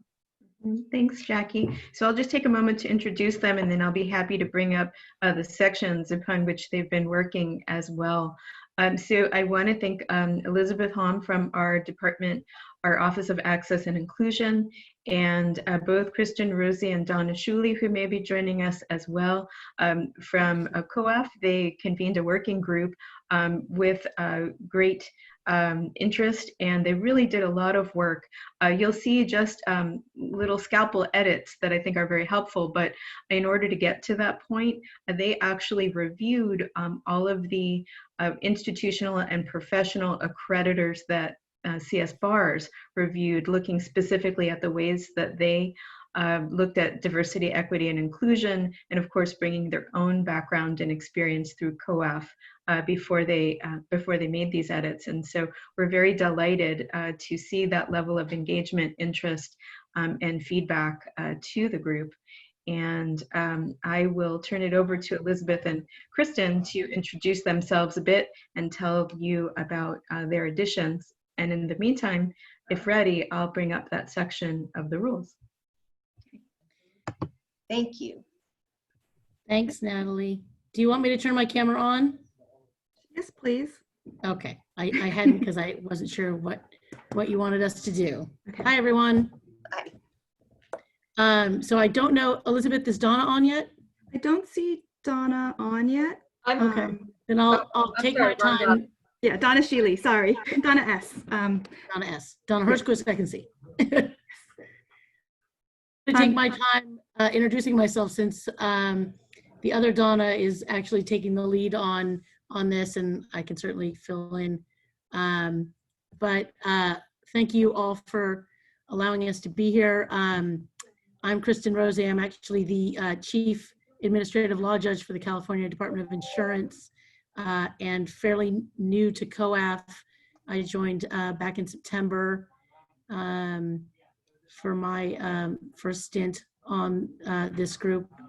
And my diversity work background is with the National Association of Women Judges, as well as with the International Association of LGBT Judges.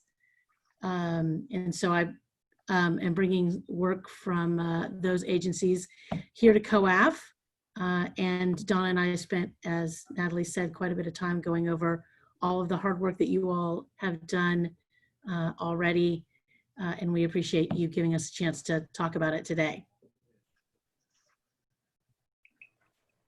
And I don't know. And I see Donna has just joined us. Oh, okay, good. I couldn't actually see.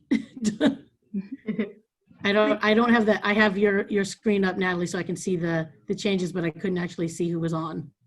Okay, so it looks like we've got other Donna, additional Donna here with us too.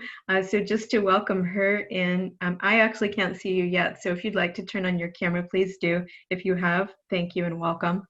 We were just giving the background of the work that you and Kristen put in related to these, and also the nuance that you understood about diversity, equity, and inclusion being core for these schools for a long time, but this is the first time to insert this type of requirement into the rules and figuring out what is the sort of appropriate requirement that should be in a rule set, and appreciated your attention and care to that element of this process as well.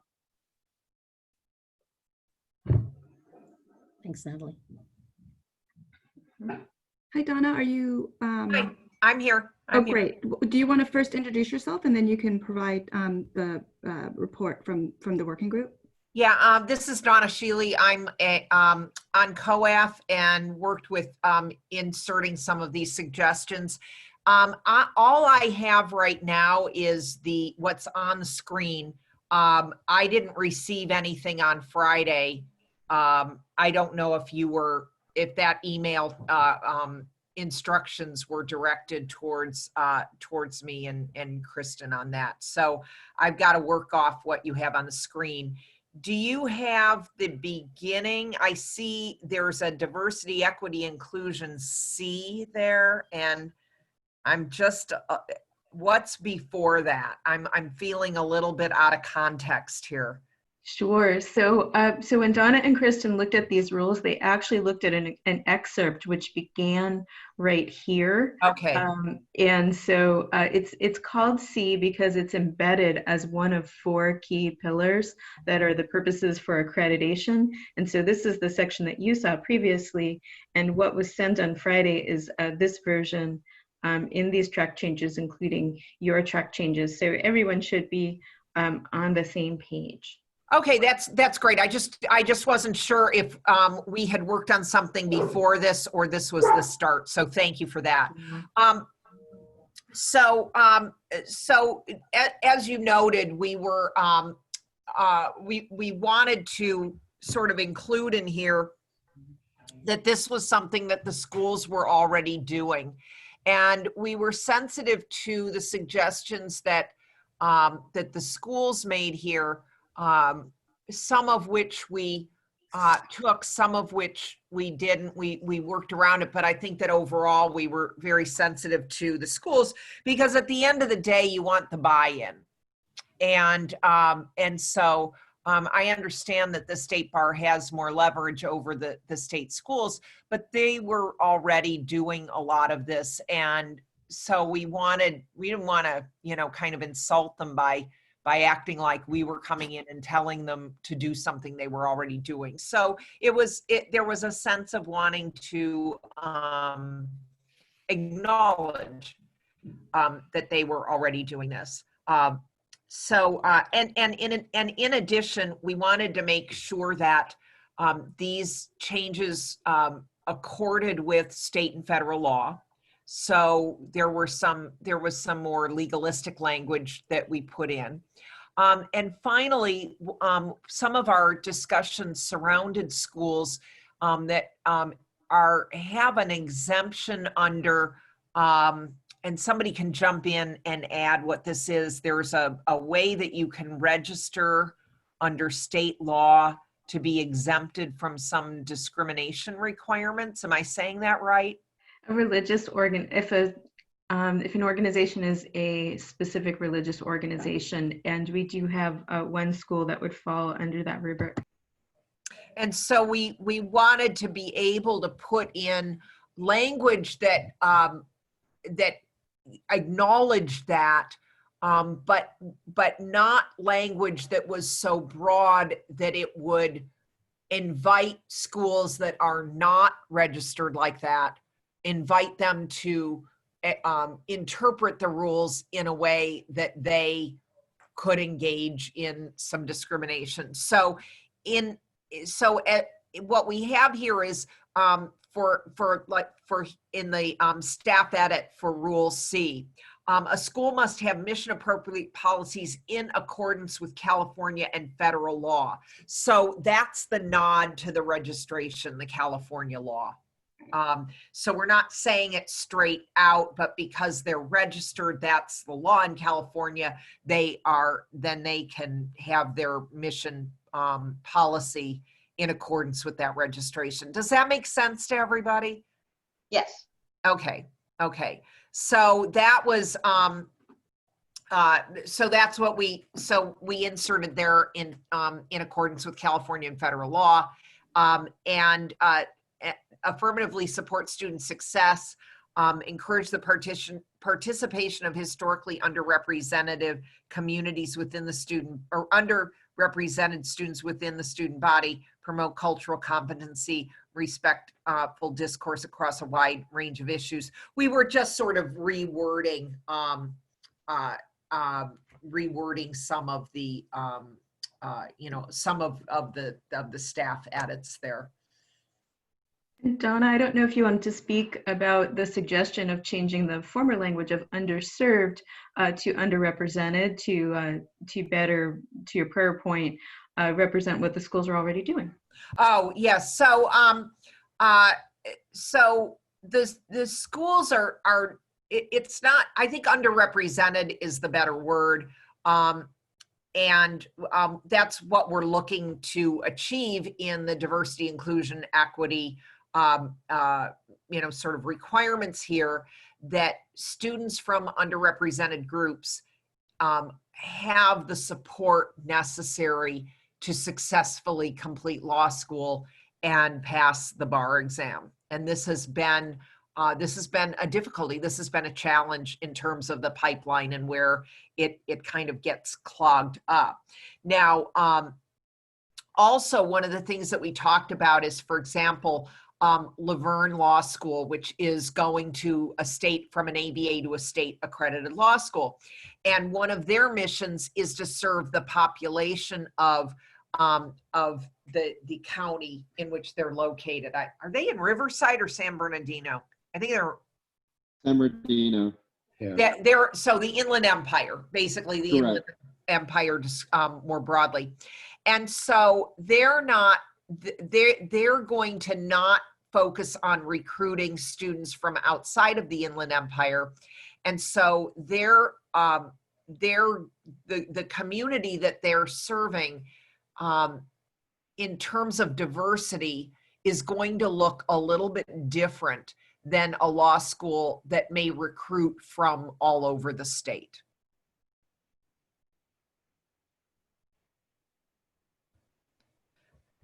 So Natalie, did I capture that? Okay.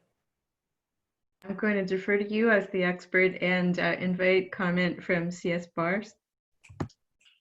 And Natalie, is this a time to comment on kind of all the changes, or are you focusing just on the one that's on the board right now? With respect to diversity, equity, and inclusion, I think that's up to you. I think it is helpful to talk about the rule in general while we do have the expertise of Kristen and Donna, if they are willing.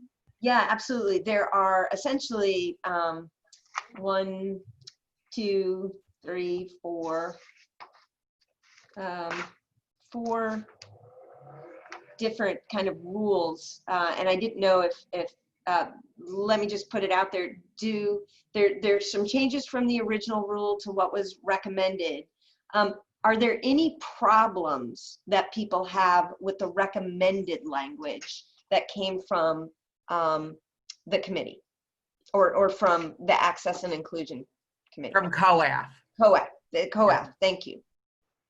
So I have As a people are question. thinking that over, I'll just say that it was interesting to see that some of the sticky points that CSBARS raised were sticky points that COAF immediately noticed, and a lot of their changes just were laser focused to address that, and I'll be curious to see how you felt about them. Okay, thanks, Natalie. Yep, Marty. So thank you for these suggestions. I think overall they're very helpful. The one thing that jumped out at me on the one that's actually on screen, when it says that a law school must have outcomes to affirmatively support student success, et cetera. So I just want to clarify what we're meaning by that, because, you know, when I think of outcomes, when I think of, you know, CLOs, course learning outcomes, right? It's sort of our stated goals, what we're shooting to accomplish, right? Outcomes obviously has a much more colloquial meaning, which is what the result is. And so I know in the early stages of these discussions, the committee or some of us expressed concern that schools would be held accountable for the results, right? We could put in the effort and try and recruit, but if, you know, they don't come and we don't, you know, improve our diversity rates or whatever the case may be, then is that something that's going to be held against us? So I just want to understand what was meant by outcomes there. Okay. Oh boy, I'm digging a little bit back in my memory, but this is Elizabeth. Donna. Yeah, go ahead. May I jump in? Yeah, please. Okay, so hi everyone, I'm Elizabeth Hahn with the Office of Access and Inclusion. And just, I think our thinking with that is that we wanted schools to be able to, you know, set out what their mission appropriate policy was related to diversity, equity, inclusion, and then have a way to track to see whether they were successful in whatever programming or activities that they put forth, so that they could either improve or pivot to really be effective and support the students. So I think it's not necessarily, you know, the state bar requesting that you, you know, track, you know, outcomes as you were suggesting, but having a way to, you know, be able to evaluate whether the activities and programs are successful, so that you know, they are the most supportive and best use of resources. Well, so just to follow up on that, because in subpart 3, it has the language that says the added sentences, the law school will assess its progress using well-articulated metrics, right? So is that sort of just a further fleshing out of this word outcomes in the main C, or is that something different? In the well-articulated metrics section, that is referring to the work that I know is happening with the annual report, and as just another example of what outcomes could be. Marty, this is Natalie. One way that this was discussed at a point in the discussion that may address your concerns from both sides might be to focus on the school having policies and plans that are evaluated and that the school responds to the results of the evaluation. So making a situation where there is a virtuous cycle rather than a specific outcome guarantee. How does that feel?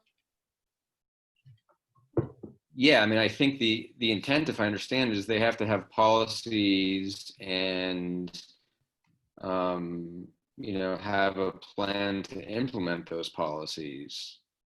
But again, I am concerned about language that would suggest that the law school is accountable for. I mean, I understand it. You always want to have a virtual cycle of self-assessment improvement, but as long as a law school is making best efforts, I'm hesitant to have language that might suggest the law school is responsible for making those efforts be successful or at a certain level. So this is Donna. I think that what we're looking here is particularly this or this more particular language of examining disaggregated retention and graduation outcomes. In other words, for the purpose of diversity, equity, inclusion, for a school to report, we had this many students graduate and this many pass the bar is not terribly helpful. What we're looking for is disaggregated data that allows us to see what students from underrepresented groups, how they are doing in the process. Does that make sense? No, I understand that. I think it's a good idea. But again, I guess my concern is, I could track, for example, how minority students, their bar pass rates as opposed to non-minority students, and I can see whether the number is going up, down, or staying the same. But if it's not going up, does that jeopardize the school's accreditation because that's not they're not achieving a certain outcome? That's where I get concerned. This is Donna Hershkowitz. May I suggest referencing outcome measures or a process for evaluation, something like that, to sort of get at the point that, as you said, obviously schools need to be evaluating the success of their efforts and making changes as appropriate if their efforts are not sort of leading in the direction that of what these guidelines are trying to achieve.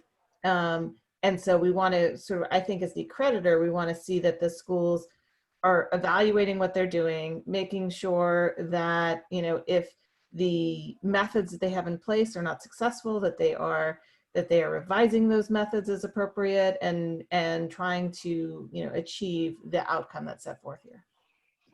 Thanks, Donna. And Greg, I know you've had your hand up. Greg Brandish, you've had your hand up there. Yeah, I think it would be, first of all, I would echo Marty's appreciation of the work here. I thought it was very thoughtful and very, very helpful.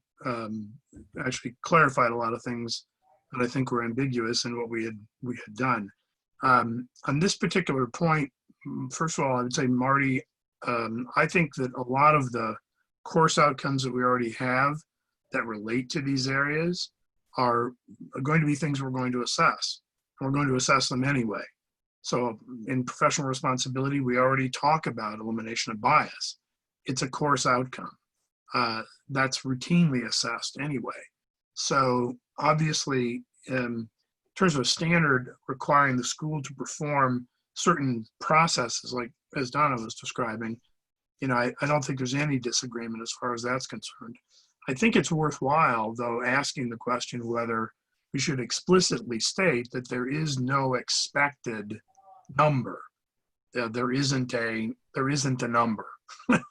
It's a continuous it's a process of continuing to improve and examine and change, but the standards do not express a compliance requirement of a particular number.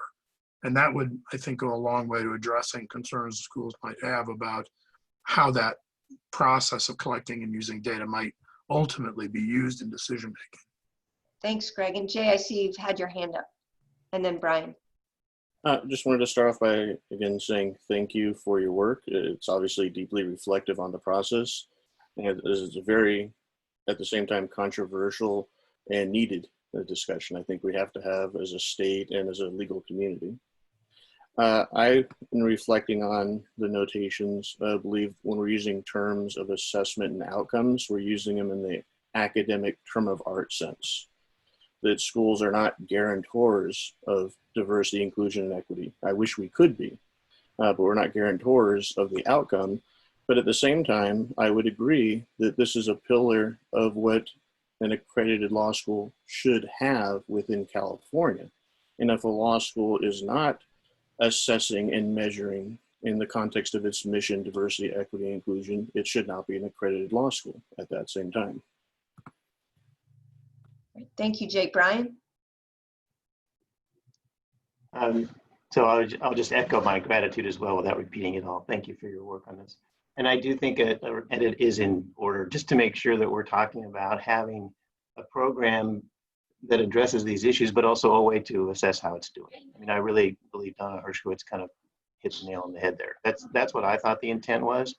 And I think it would be helpful to have that language in there instead of, I mean, you could just take out the words "and outcomes" from that box and then add a quick sentence at the end. And the schools, need to have a program in place by which they're assessing their efforts for their success and see how we do with it. Yeah. I think that's really important, and I'm grateful for this language because I think it will put on the front burner what I thought these schools were designed to do. Thank you, Brian. Jackie? Yes. It's Kareem. Can I comment real quick? Yes, nobody else? you, Kareem. I just wanted to thank the group for coming on and doing their presentation and providing their guidance. I know just on the CBE, it's part of a greater conversation that we're having around diversity and certain studies we're doing statewide to kind of measure how we're moving forward and creating more access to justice. I know when we had these discussions initially, we did talk about capturing outcomes. I know part of our concern, and Donna addressed it, so I don't want to reiterate it too much, was that a lot of you guys are doing this work. You guys are doing amazing work. Just how do we bring it to light? How do we formalize it? How do we find a way that we're really championing this message across the credit schools and with our accreditation rules moving forward? So I think at surface level, I'm reading it and I'm trying to regurgitate it and make sure that there's nothing that comes off. I think I see something I could present to the CBE that'll be fully embraced, but I am open to consideration of my colleagues as well and see how we can enhance this or if there's any other further concerns. Thanks, Kareem. At least my takeaway from what I heard was a general positive reaction to the work that was done to edit the original language and to really bring it to life, I think, in a meaningful way. So thank you again for the work that you did.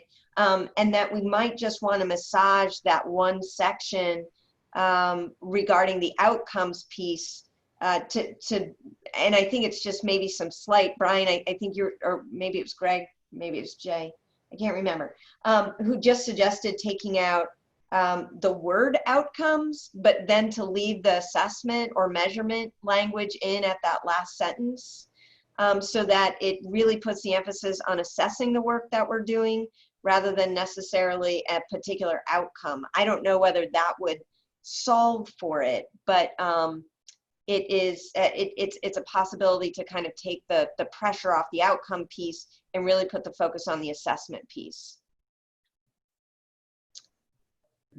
Yeah, I'd be comfortable with that, or different variations people suggested. Yeah. Okay. But yeah, I mean, like I said, overall, I think these are great ads. I just have one piece that raised a bit of a concern, which we could probably fix with a small tweak. Yeah, and the only question I had is I wasn't sure what it meant to work to eliminate bias, both implicit and explicit, as an accreditation standard. I get it as an aspirational standard, but I wasn't exactly sure how, when a CBE site inspection team came, or how, when I filled out my annual report, I would identify that the school had worked to eliminate bias, both implicit and explicit. So I don't know whether there was any clarity about what you were thinking with that language.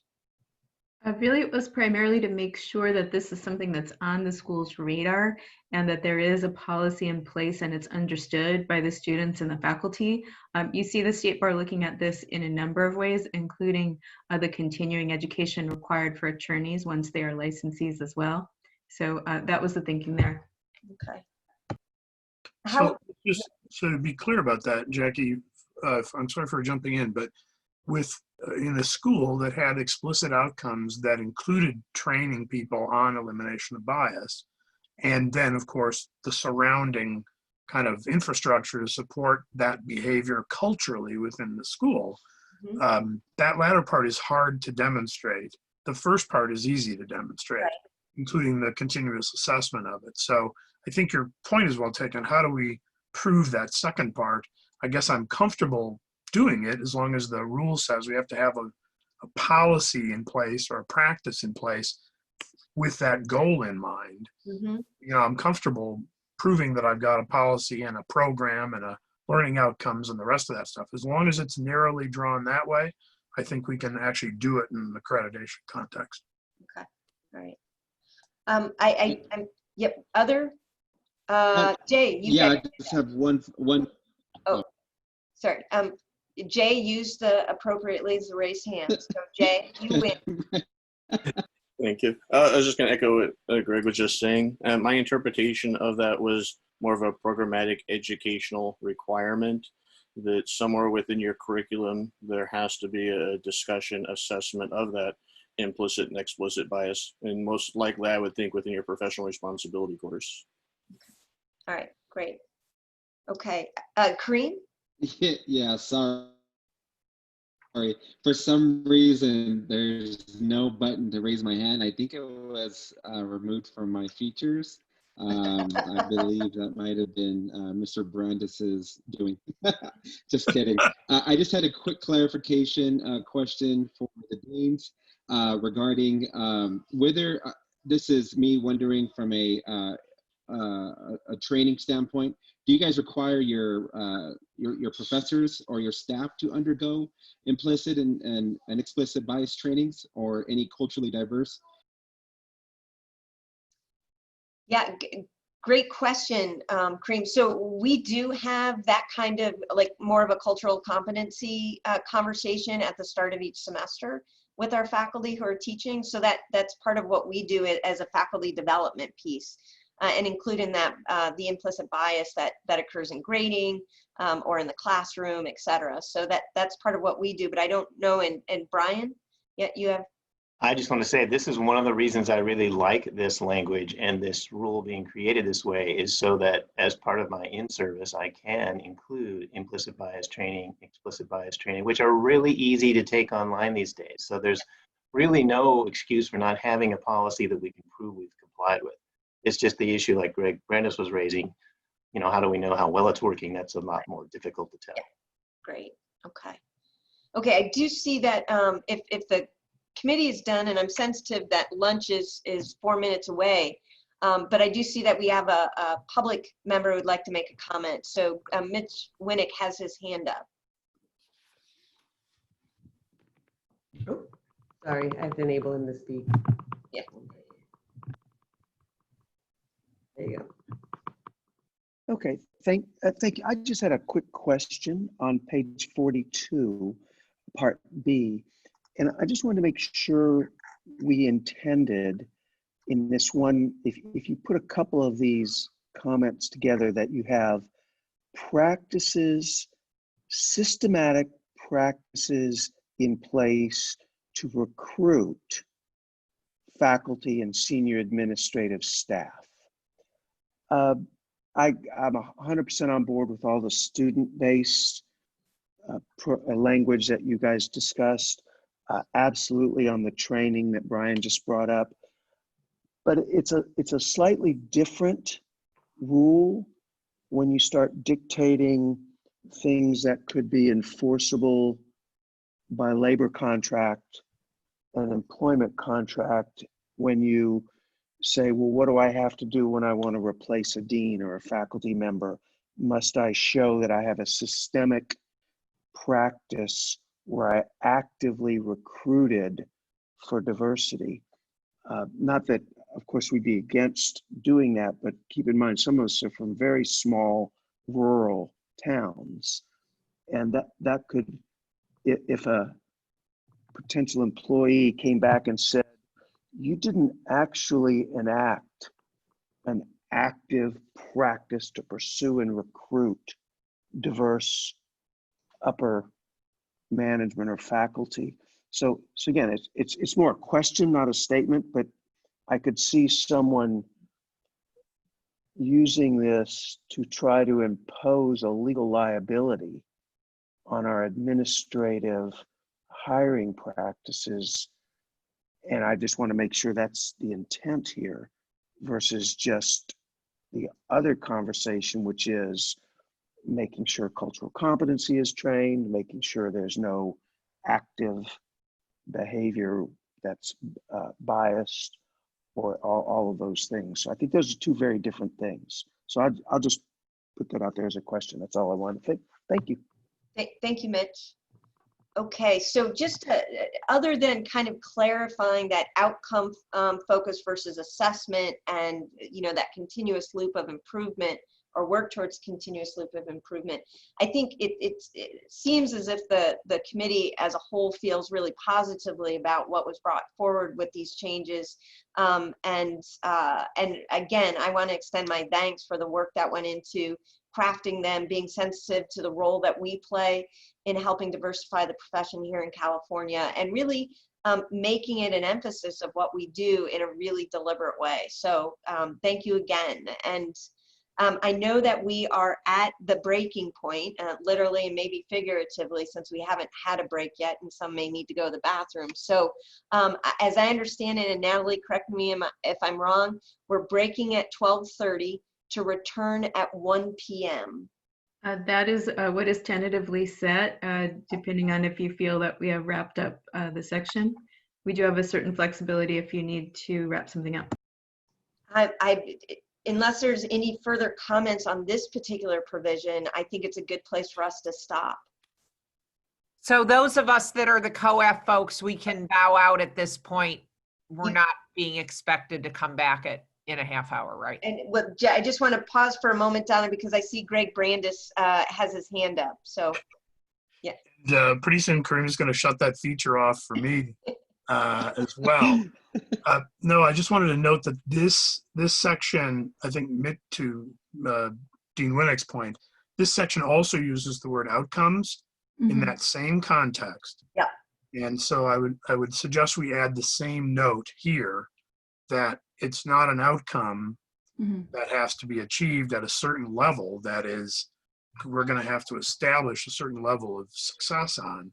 We need to evaluate how we're doing on it and continually assess and continually approve. But that word is in this section as well. Yeah. So that. Okay. Thank you, Greg. This is Dawn. Yep. So I am happy to volunteer to do the redrafting on this section based on the comments that you all made. And if there are a couple of people that I should send them to for input, I'd be happy to take the lead on that. Jay, I know this is something that you have at the top of your agenda. Would you like to work with Donna and give her feedback on that? Absolutely. And Kareem, what about you?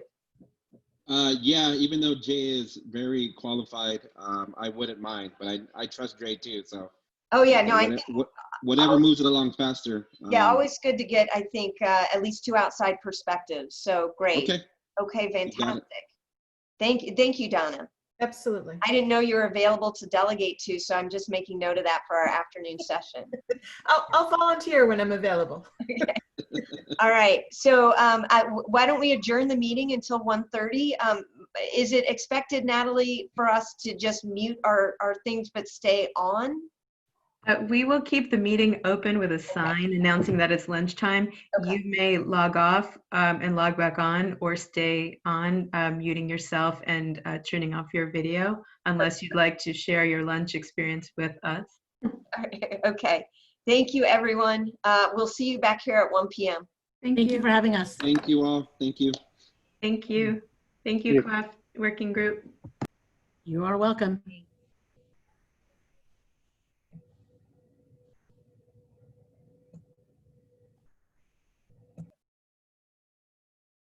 Start the recording. All right. So are we officially back in session then?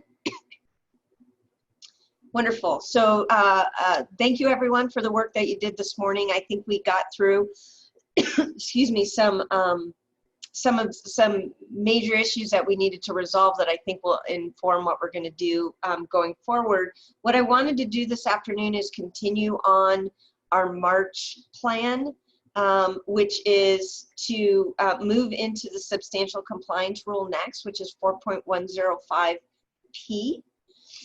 Move into then waiver, which Brian, you had taken on the waiver rule, but I know there are some other people who had some comments and questions about that as well. And then hopefully we're going to get to the non-compliance process, which is a big chunk, 4.10 or 4.170 to 4.174.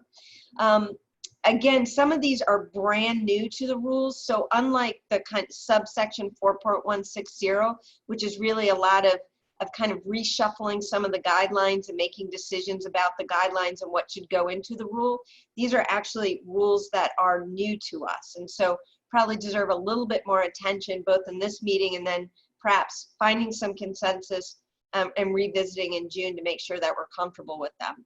So I wanted to turn to the substantial compliance rule next, which is 4.105P. And I don't know, Natalie, if it's possible to bring it up. I think most people have it in front of them on their desktops, but I don't know if everyone in the public does. And just to put a framework on it, again, thanks to Greg Brandis, who's really instrumental in helping us craft this beginning starting place. And to put a framework around it, we've had substantial compliance as a phrase in our rules, but have never clearly defined it. This is an opportunity for us to clearly define it. And if you look at the rule, it talks about substantial compliance as an institution meeting the rules as a whole, and then what it means to be substantially compliant with an individual rule.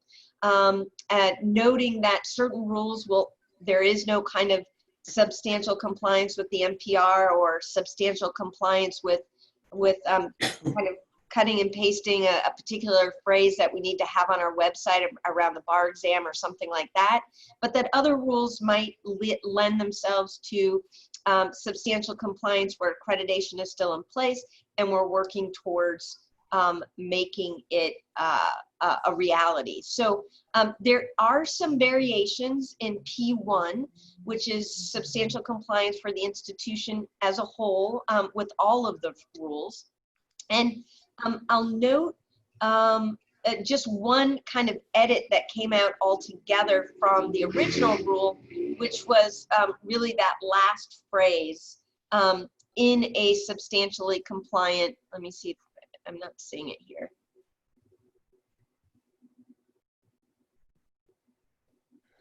Oh, there it is. I see it now. In a substantially compliant institution. So in the staff edit, you'll notice that that's been taken out entirely. And so one question is how important is it for us to have that in? Is there something in that phrase that we think is essential to the definition? If not, then I think the staff has made some tweaks to the other piece and then added in the financial commitment. But one of the tweaks has to do with timeframes and committee discretion. So just wanted to talk first about that last phrase and whether we're comfortable with it coming out, and then circle back to the other changes that the staff made to see where we are with it.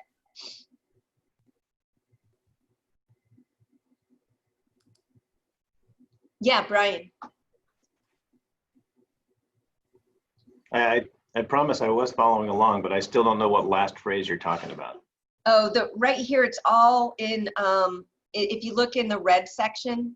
Oh, okay, I have that partially blocked, so I'm looking at my one that I had delivered to me the other day. It's down below P1. P1, staff edit, end of the box. It has red lines through it. No, I see yours does. Mine doesn't that I have. It's already got the track changes done, the one that they sent, that the bar sent. Okay, let me get rid of this screen and maybe I can see it better. Sorry. And I do see that Greg Murphy has his hand raised when Brian is done. So Greg, you'll be up next. So you're talking about the third column or the second, this third column over? The third column.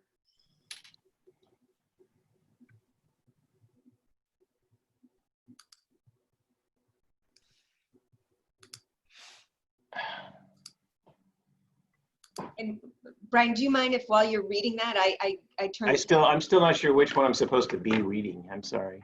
So it's P1. Yeah. And the last phrase of that? It says, in a substantially compliant institution.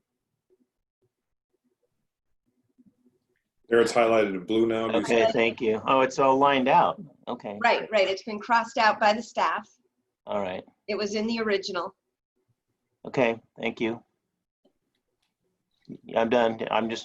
You can go to Greg. Okay, so I'll go to Greg Murphy right now and then circle back to you, Brian. So Greg. Well, Jackie, my comment relates to core objectives. So if you still want to continue on this, I should wait till later.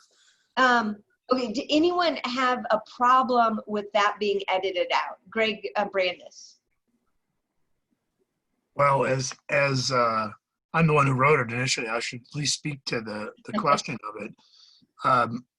The challenge with the way, I mean, it's sort of global to this, the way it has been edited makes it just extremely an arbitrary sort of judgment. And this kind of language was intended to frame around what that actually means. And then, you know, let me say that's not just for sort of the school purposes, but in reality, as we know, members of the committee come and go. They're there for a short period of time in some cases before they have to make a decision on this.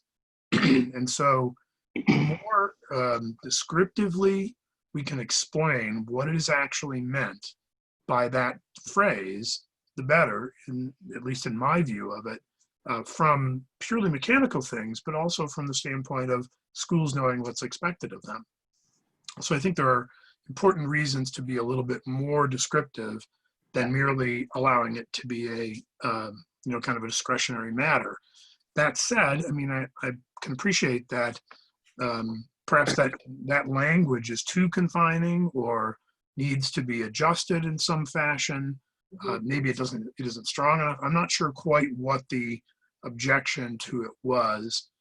So I think we should have a good conversation really about what the staff objection to that language was, why it was undesired, or maybe it wasn't staff, maybe it was members of the committee who expressed that on a preview or something. But I'd like to get a little bit on that, Jackie, if I could. Yeah, great. Yeah, Natalie, do you want to speak to that? Sure. Yeah. So what it had to do with was needing to flesh out the majority language, which is something that Greg Murphy also identified. So the general umbrella of saying that a school complied with a majority of the rules without that majority being specified was of concern, because there were certain rules that might be of a core element, such as legal compliance or NPR, such that they would need to be in full compliance. And there was just some time to think about what that meant about another unspecified majority.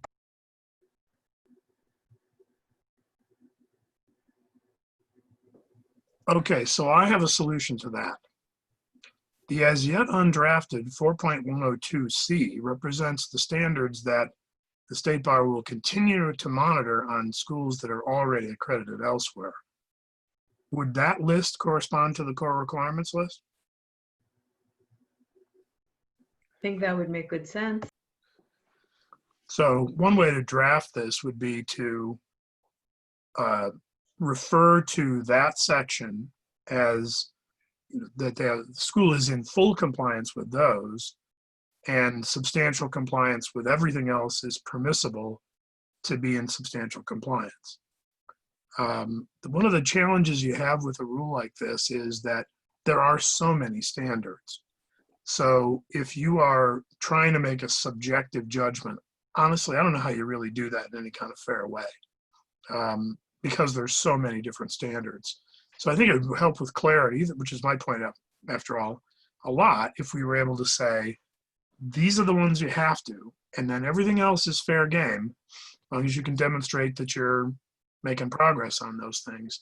That would help, I think, everybody really understand and focus the conversation. You can't be in full compliance. Don't get me wrong. I'm not suggesting you can be in full compliance without being in compliance with the other standards.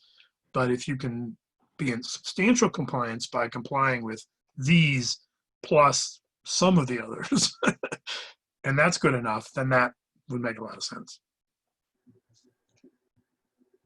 Yeah, and Brian and Greg, I see you still have your hand up, but I assume that's related to core. Well, it relates to this too. Okay, so Brian, and then I'll circle back to Greg. Okay, Brian? Well, Greg had his hand up first. I'll cede to him. Okay, all right, great. Well, the problem that Greg identifies is a thorny one, and Natalie's right. I'm the one who kind of raised this issue.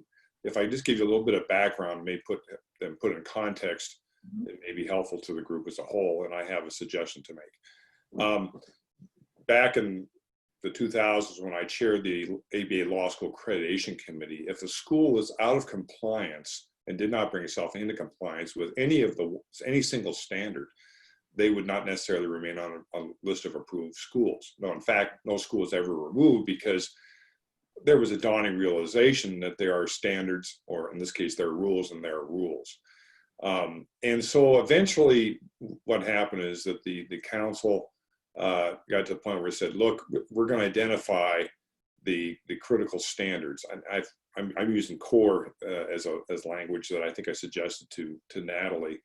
And I'm embarrassed to say I can't recall exactly what it is, but they're really what the standards that the DOE considered core standards, and the ABA. And then you could add some others. So for example, standard 316 on the minimum bar passage is a core standard, or the standard for admissions of students. The school should not admit students who are not, who do not appear capable of completing the program of education and being admitted to the bar. Standards like that. On the other hand, there would be a standard that says every school must advise students before they, when they apply and before they, and soon after they matriculate, again, that they should check the character and fitness rules in the state where they want to practice law or intend to practice law, to make sure they don't have a disqualifying thing. That standard is a different category. It's important, but it's really not a core standard, and moreover, it's ones that schools easily fix.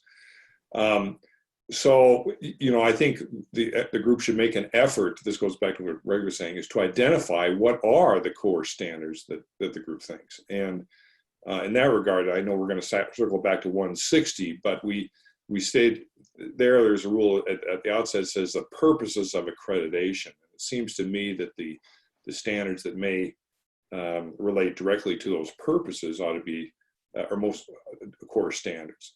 So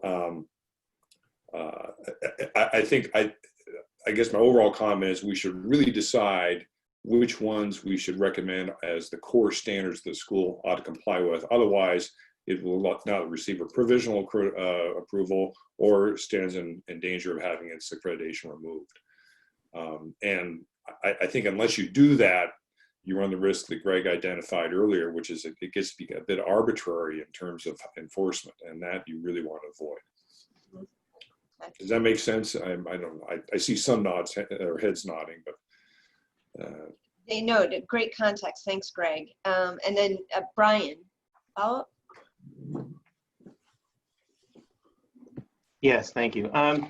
At one time, I was actually assigned to this category. We never actually got to it at the meeting where I had been assigned to it. So I did look at it in a little more detail than I did some of these other sections. And I've still got some issues, but I think as a background thing, I'd like to have a little bit of insight from staff in terms of how has substantial compliance actually come up and been interpreted when you're talking about provisionally accredited schools or schools seeking such accreditation? That seems to me where this phrase shows up. I mean, otherwise everyone has to be in actual compliance. If you're an accredited school, you have to be in actual compliance with the rules as it currently reads. And some people, as they're getting toward that situation, are allowed to be in substantial compliance. And my problem with that is, in legal parlance, at least in California law, substantial compliance is not some sort of temporary limbo until you're actually there. It's a defense. When someone claims you're not in compliance with a statute or a contract term, and if you can show substantial compliance, you win. So I'm having trouble. I guess I'd like some history on this. What has really been the way this operates in terms of distinguishing between actual and substantial? Well, I would welcome the feedback from anyone on staff or those who have been involved with this type of group before. But number of things, there haven't been too many instances where there has been a very close study. In general, a school is looking to achieve full compliance. And in the case of accreditation, it's only at full compliance that they're relieved of the first year requirement. So that's what most are looking for. There have been spirited discussions as there started to emerge rules that were more like core rules, as Greg Murphy identifies them. So the NPR being an example of one, and schools then wanting clarity, are there certain rules where one rule alone, less than full compliance and one rule alone could jeopardize the accreditation. We don't actually have too many historical examples where this had to be fleshed out, and it is a challenge to lay it out this way. I think one other comment that came up from some when it was majority was that some felt informally, well, does that mean that a school only has to comply with 51% of the rules to move forward? That feels like a big gap.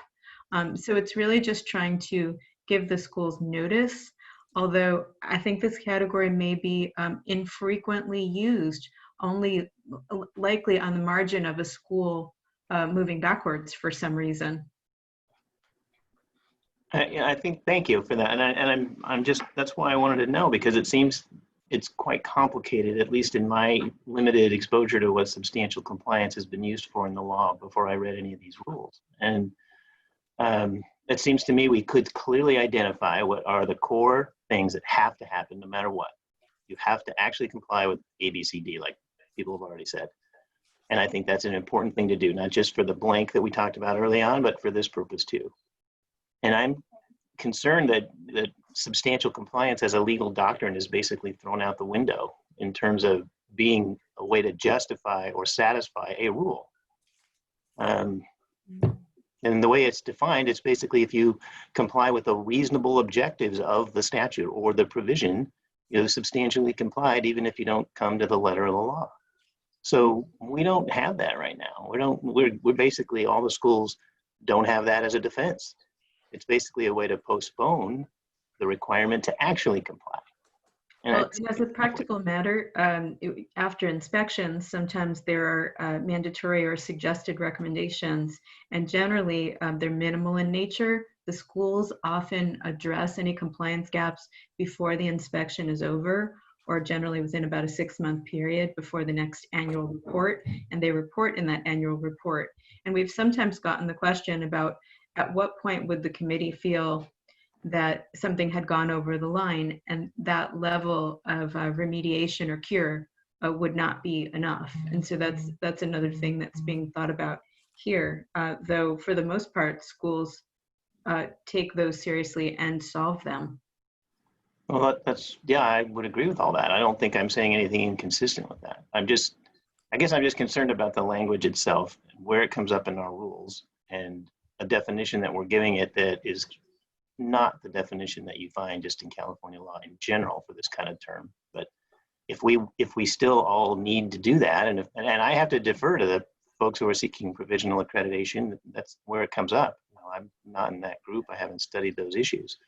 It seems to me the easier way to do it would be to say that, you have to actually comply with the following rules, no matter what, whether you're accredited, whether you're deemed accredited, whether you're seeking provisional accreditation.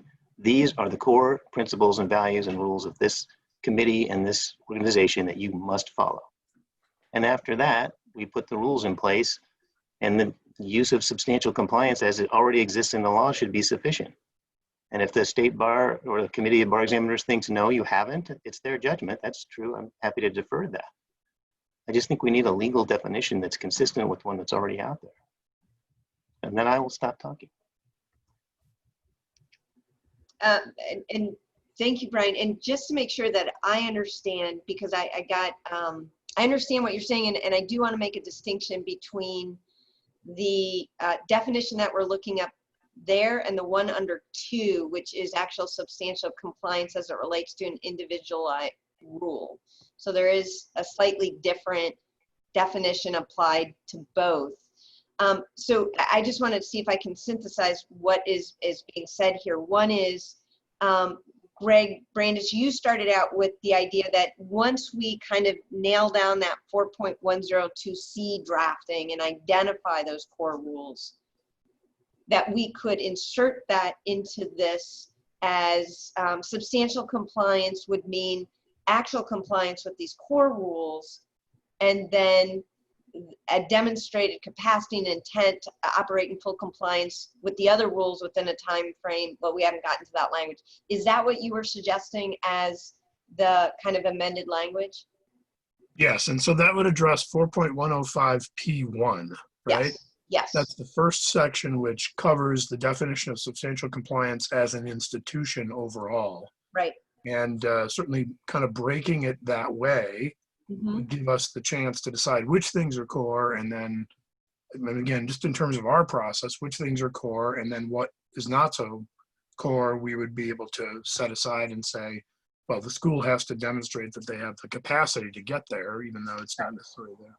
So when I come up for provisional accreditation, or even at my site inspection, they check to make sure that I'm in actual compliance with all those core rules, and that if I'm faltering in some of those other rules, my online library isn't as robust as it needs to be. I didn't keep track of all the CBE paperwork, if we're going to still have that on there, etc.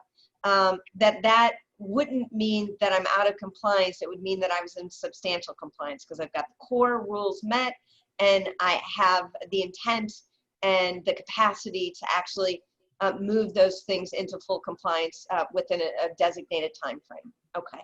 And I see Greg Murphy, did you have your, Marty had his hand up. Well, yeah, so I might be a little confused by the resolution. I mean, if I understand sort of the point Brian's bringing up is, you know, we're defining substantial compliance for institution, we're defining substantial compliance for a rule. We know the impact of substantial compliance for institution is that you could get provisional accreditation, right? But it's not clear what the impact is of being in substantial compliance with a rule.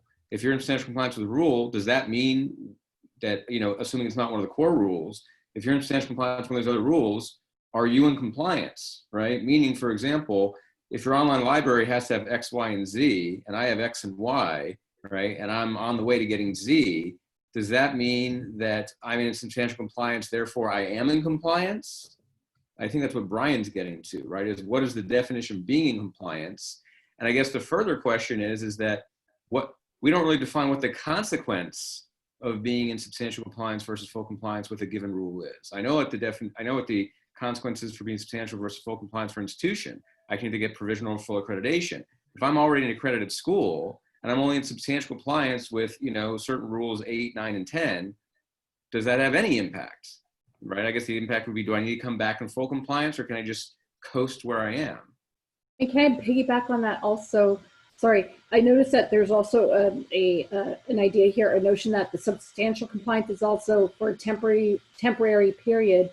So if that is the case, it's also not reflected in here. Which I think gets to what Martin was saying. That is that, you know, what are the consequences? Like, how do we reflect even that time period within this within the rule?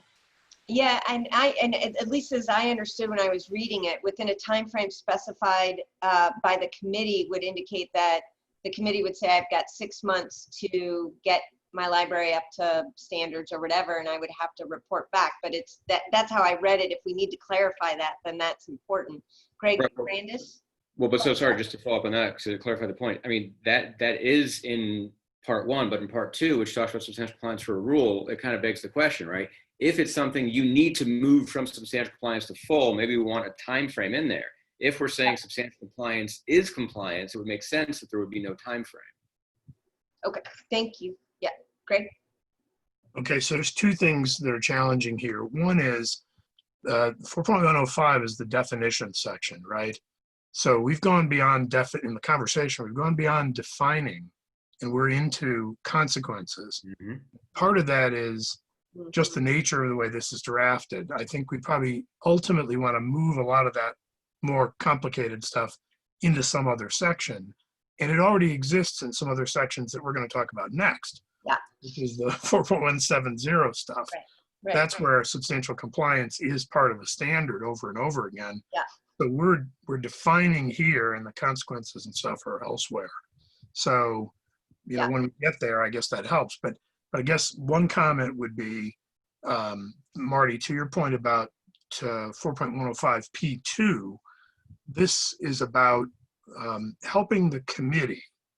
Honestly, for me, it's more about helping the committee when there's one standard that they are that they have found a school out of compliance with, and helping the committee understand whether that means whether they are completely out of compliance or are they substantially compliant with it for purposes of probation and other actions which come up in 4.170.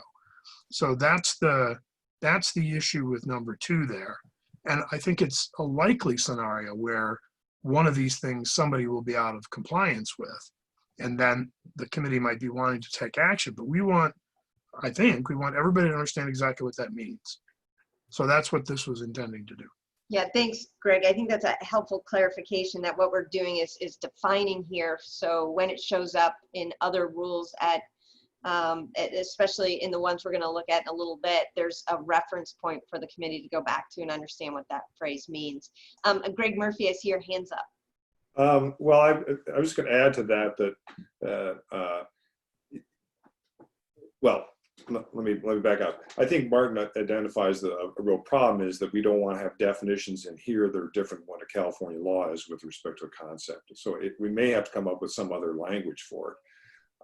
But if you think of the kinds of things that would get up the committee's hackles or ought to, one would be, you know, if a school would misrepresented its information to students or to prospective students or to the California authorities, or if its finances were so bad they couldn't carry on their institution, you know, identify which those are, and maybe we think of different word than the substantial compliance. But even if it's a rule that isn't a core rule, you know, if a school didn't bring itself into compliance within the time set by the committee, then that ought to be grounds for removal also, because if it's not important as a rule, it shouldn't be in here anyway, in my view, because part of the idea was to make things simpler and allow schools to have freedom and latitude in areas where experimentation and the like is appropriate. So we really got to figure out what are the core rules, and I think they ought to be guided by what the core principles are, or, you know, why you even do accreditation. Why do we do that, and connect that with and that will cycle us back to 160. But I actually think it should be in the preamble rather than as a rule. We'll get that later, but my point is right. I think Martin raises a good point. We may have to think a different concept or a whole new guideline or a rule that just explains this better, because we don't want a school to be able to argue to a court, which is used to substantial compliance, as a substantial compliance with a contract is, okay, you might be in breach of the contract, but it's not material breach, so you know, contract is, you can't cancel a contract without suffering the full consequences of a default. Mm-hmm. Yeah, Greg.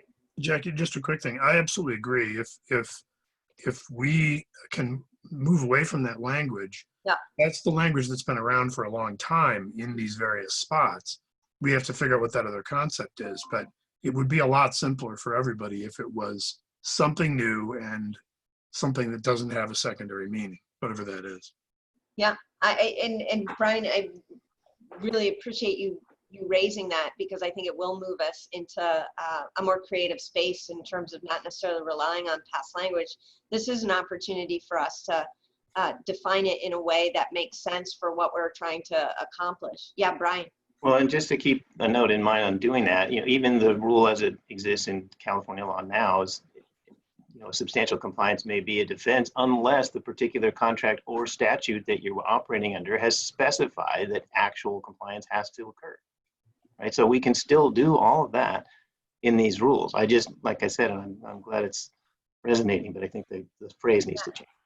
And so obviously we're not going to resolve this right now because it's going to need a little bit more of digging, but Brian, you had this originally on your list and had spent some time on it, and I think you raised some good points. Will you take the lead on rethinking this? And Greg, would you guys be willing to work with them on that? Yes, I will. All right, great. And but you know, my view is, I don't know how far you want me to be willing to go. Is everyone still of the opinion that there has to be a mechanism by which there is something short of full compliance applicable to people? And we're just going to use a different category or language other than substantial compliance? Yeah, Mark, you want to speak to that? I mean, unfortunately, I don't know that I can answer that question until we dive into 4.170 at SEC, because again, for me, the definition, what the definition should be depends on what the consequences of being or not being in substantial compliance are. Yeah. Well, so my thought earlier, and what I already have written as a potential substitute, was the substantial compliance is still available to any law school to show a defense to claim that they're out of compliance. So I don't know if people or even want to discuss that. I can throw it out there. We can debate it, whatever you want, but I don't know if it's even worth it. If everyone's against it, I won't add it. Well, I thought the point you were making is that we don't want to have a rule that is contrary to a common interpretation of California law with respect to compliance. That is the point. So and I think what I'm hearing is the group is, that's a point well taken. So we may have to think of a different term, which we don't want to just do on the fly here. But I think we circle back to, it seems to me, if it's not an important rule, it shouldn't be in here. So that if a school doesn't bring itself into compliance with a rule, whatever it is, after being cited for not being compliant, or after it's granted provisional approval, it's given so long to bring itself into correcting some rule that we don't think is the board doesn't think is a core rule, then it stands the risk of being removed. So I guess my point is, I agree with you that compliance has to be compliance, and substantial compliance, there may be some wiggle room in some areas where there isn't in others. So the minimum bar passage standard, for example, would not be, when you've got a hard number, well, there isn't room for wiggle there. Right, and I would list those. Yeah, exactly. Yeah, the effort has to be made to identify what they are, and then there's always some discretion to afford the enforcer or the regulator on some rules, and it depends on the nature of the rule. I think what might help inform this is moving directly to 4.170, that kind of interim monitoring, probation, and termination of accreditation, because I think it, as well as the provisionally accredited stuff, because that's really where I think we're talking about someone being out of compliance, what are the consequences, and so we might be able to work on what is it that we're trying to define, and give meaning to the CBE too. So Greg, I know that you took on really that kind of non-compliance process. Do you want to have us move to that so that we can start to inform the conversation about this definition? Sure. Let me just say at the beginning that in broad terms, there's two places where this phrase substantial compliance comes up. This is one of them, and obviously the other one is provisional accreditation. They both express a notion that the school is, excuse me, close enough to be recognized as still accredited or as accredited for certain purposes that have certain consequences that go with them. And so whatever definition, whatever term we come up with, that's what we're striving for. It's got to be something less than full, because otherwise it's full. So we just have to figure out, what is appropriate in that spot. So then you come here, and the reason it comes up here is the school, this is the section that addresses, or this is the series of sections that address the circumstance where a school is found to be out of compliance, out of full compliance with a particular given rule, and the processes that go along with it.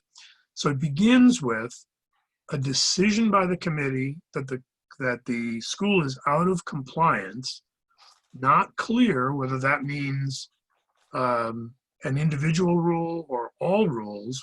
The way it's written presently in the staff edit is, the school is not in substantial compliance with these rules, or that an accredited school or any approved branch is not in compliance with these rules. So provisionally accredited schools, substantial compliance, accredited schools, full compliance. The school gets issued a notice of non-compliance. Now, there's kind of a step missing before this of any process that goes before the committee makes that decision, but we haven't addressed that. Something to park for a little bit as we kind of work our way through. We then talk about the process of response. The school has 15 days. If the committee deems it an adequate response or is satisfied, then they have to make a finding on the public record that the school is in compliance. This is very important. It was missing in the prior rules because schools, of course, are required to post a notice of noncompliance on their website. So they want something in the public record reversing that. Now, I appreciate that the phrase reverse is not the choice of words we would like.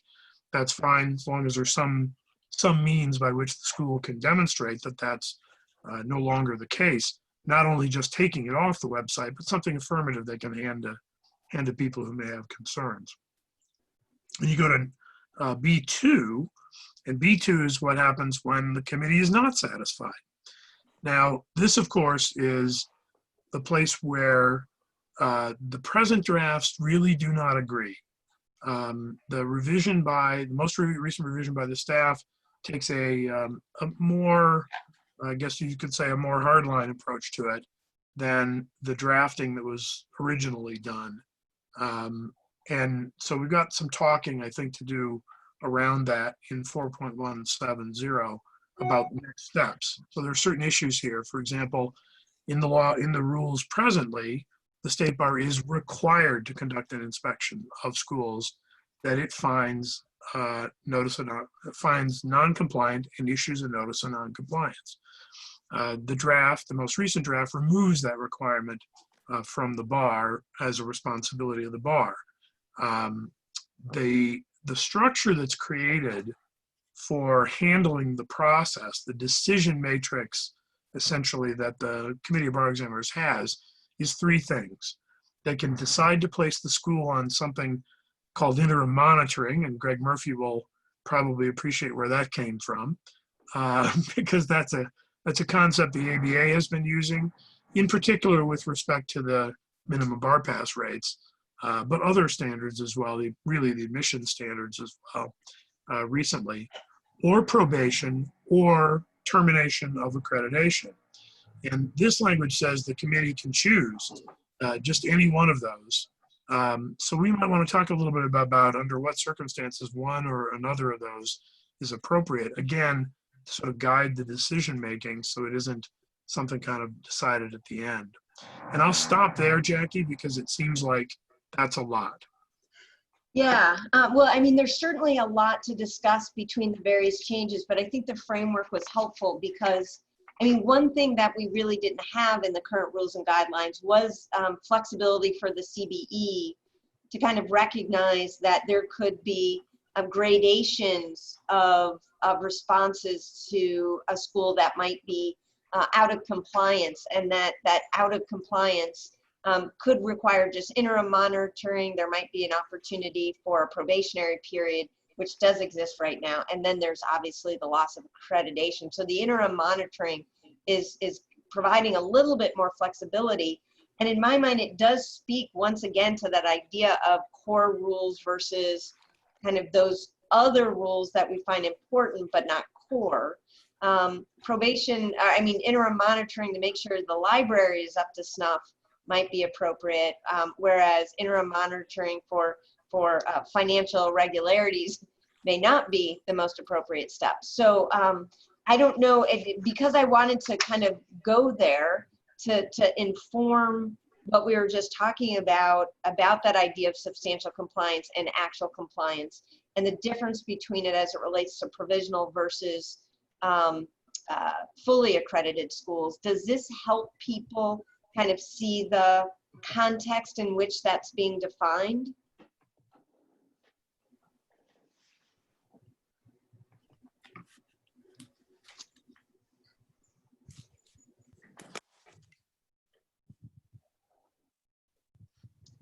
because Brian, under yours, like, I don't read this as allowing me to come back and say I'm in substantial compliance. I'm a fully accredited law school.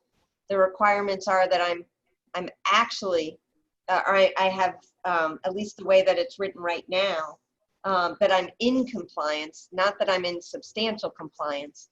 No, it's, yeah, I agree. It's very clear that according to this rule, when you specify in one phrase that it can be substantial compliance for provisional and actual compliance for accredited, it's pretty clear. Yeah. Substantial compliance is no longer a defense. And that means across the board, depending on whatever rule, whatever guideline, whatever it is we end up having to be governed by, if you don't make actual compliance on each and every one of them, or at least the ones the committee believes important, substantial compliance is not a defense. And so if people want to continue this framework, and of course, and we've all agreed to use different language, that's one thing. I personally don't like the framework. It seems to me that the idea behind substantial compliance in our law is to prevent and protect against arbitrariness in the fact finder and the judge who's sitting as a judge. So you have some way for people to balance all the facts in your particular situation. If you have 6 months to do something, you did it in 6 months and 2 weeks, you're not in actual compliance, but have you substantially complied with the reasonable objectives of the rule? Probably. I mean, I just have a hard time with this phrase, period, and the concept. Yeah. Yeah, Marty. So since I'm the guy who likes defaults and presumptions, so I guess let me make a few points. One is, I want to separate the issue of, do we want substantial compliance as it's known in contract law to be a defense to not literal compliance? That's a separate policy question. I'm not bothered by the terminology question, because to me, I think it's going to be kind of contorting things to think of a term other than substantial compliance. And we could just have a provision that says, for purposes of these rules, substantial compliance is a term of art that doesn't have to comply with contract law or whatever, right? I mean, we could do that. So I want to separate the language issue from the policy issue. The 2 points to say on this is, one, I think inspection should be the default. I certainly think the committee should have the ability to forego an inspection if circumstances don't warrant it, or if there's an emergency, like you find out that a school is defrauding its students and you can't just sit around for an inspection. I think they should have the ability in an emergency situation, not only have an expedited inspection, but to skip an inspection. I think, again, trying to balance that, the default assumption that there will be an inspection unless there's good cause why you can't have one.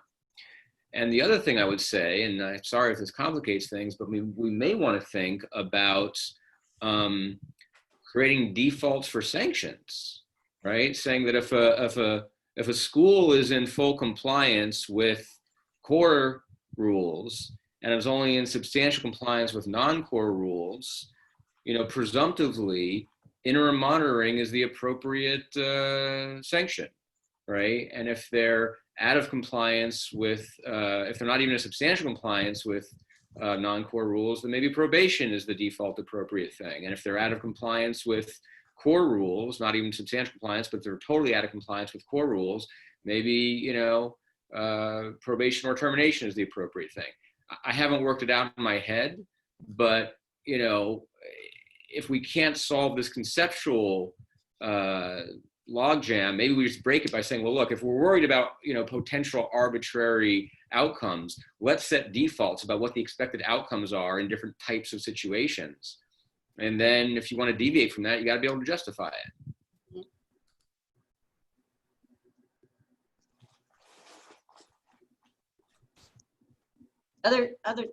Greg Brandis, and then Greg Murphy. Well, I think once again, Marty has helped to send us through the right spot on this. I think really understanding if we have core rules, those should be the triggers for probation and termination. Non-core rules should not be the trigger for either probation or termination.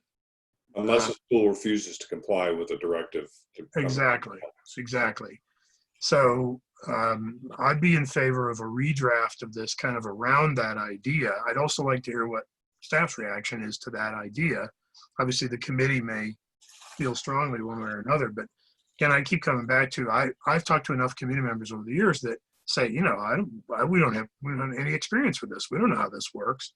So I think the more clearly we're able to guide this and get everybody on the same page, it really benefits the process and everybody in the longer run by setting level expectations. I don't know about the terminology question. I'm open to a lot of suggestions on that. I think, though, kind of the guidance of walking people through at this level and this level, this is what's appropriate. I think that's terrific insight. Great. And Greg Murphy?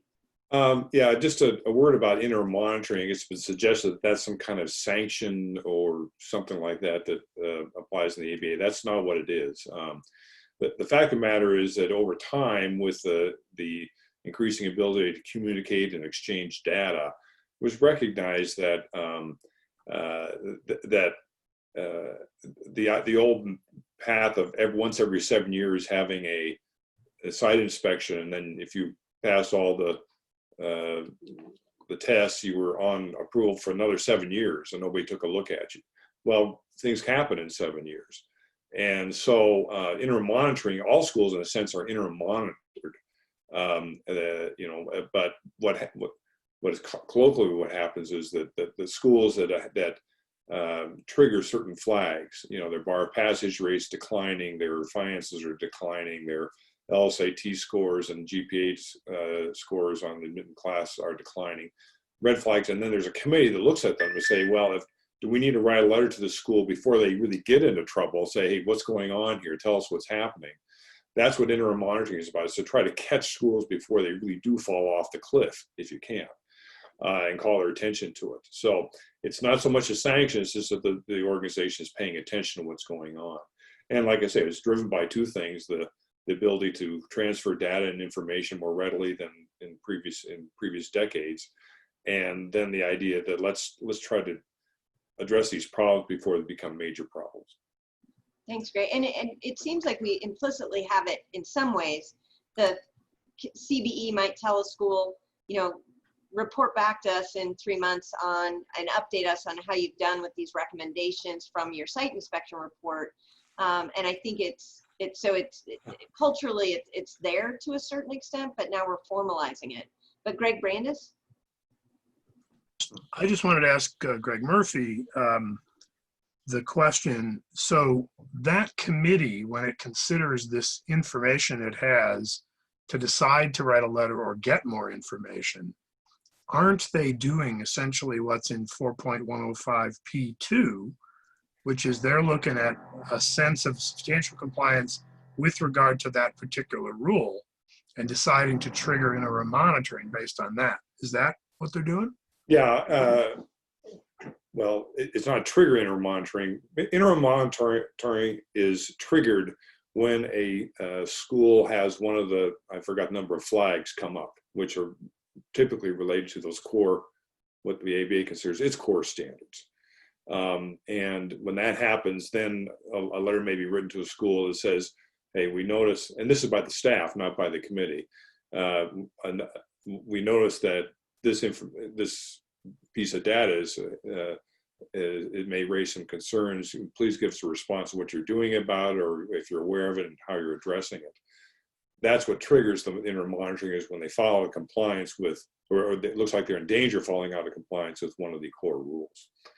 And then once a school is on interim monitoring, well, it's a fairly short trip from there to more serious consequences, because if the response back from the school isn't satisfactory to interim monitoring committee, well, then it's brought to the attention of the council, and the council decides whether to cite a school for failing to demonstrate its compliance with the rule, and the next step is a hearing, and the next step is sanctions. So it is a trigger, but it's not a sanction itself, and it is triggered when a school is not in compliance. It appears that it's not in compliance with one of the core principles or standards. Does that answer the question? I'm not sure.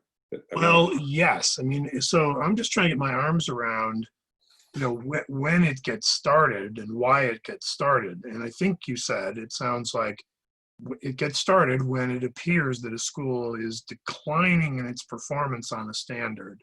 Right. but is not yet out of compliance? That's right. Well, I mean, there's some give and take there, Greg. I mean, for example, let's say a school's financial reserves, which were at 10 million or so, within a period of a year, down to 5 million, right? Yeah. And whatever their budget could carry consideration, you know, financial capability is an important, or responsibility is an important core rule. Right. Or let's say that it's, you know, suddenly their class size increased from 200 to 350. And at the same time, their LSAT scores and their GPAs decline. Well, now you've got some questions about whether, you know, do you know what's going on here? And so it's a trigger because it looks like they're falling below some triggering points. And the schools get an opportunity to explain itself. That's the interim monitoring. So it would be, for example, reviewing annual reports. Yeah. They see something that looks different from what it usually was for that school, or on a particular core standard, it appears out of, okay. That's it's exactly right. I'm sorry, I said that before. It's triggered by the annual report the school has to file with the ABA. And I don't know what you have some kind of similar process, I gather, in California. But the data that's provided in those is fairly thorough, and it's a pain in the butt for schools to prepare them. But that's what triggers the when they fall below the core principle, the flags. So it's usually it's a whole list of them, but it's LSAT scores, GPAs, finances. You could have diversity. Oh, did I lose you? No, still okay. Here. Suddenly my screen just changed. You know, if you had a significant decline in the African American or Black population in entering class, I mean, a precipitous decline. What happened there?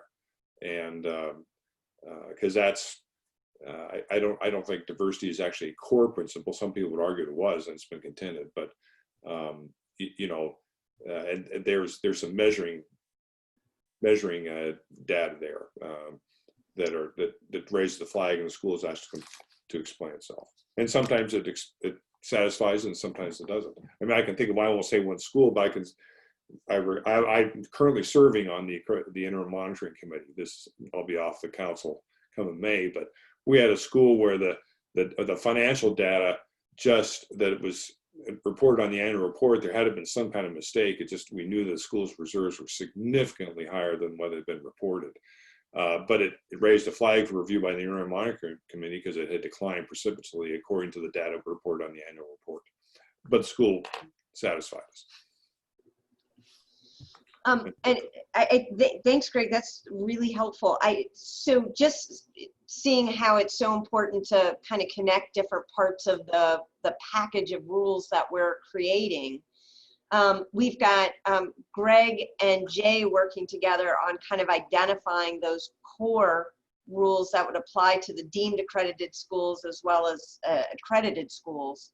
And I think we're on the same page that thinking those would be kind of the core rules. If every school, regardless of deemed accredited or not deemed accredited status, had to be in full compliance with those, no question, we're there. Then there's other rules, it sounds like, that are important but not core.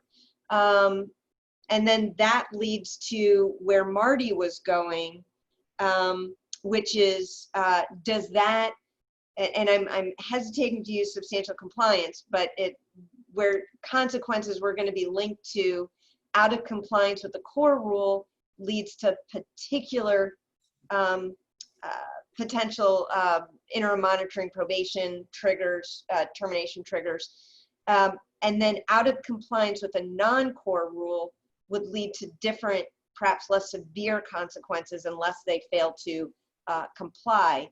Does that get us away from needing to have the phrase substantial compliance if what we're relying on instead is the consequence rather than the language or defense, as Brian would say it?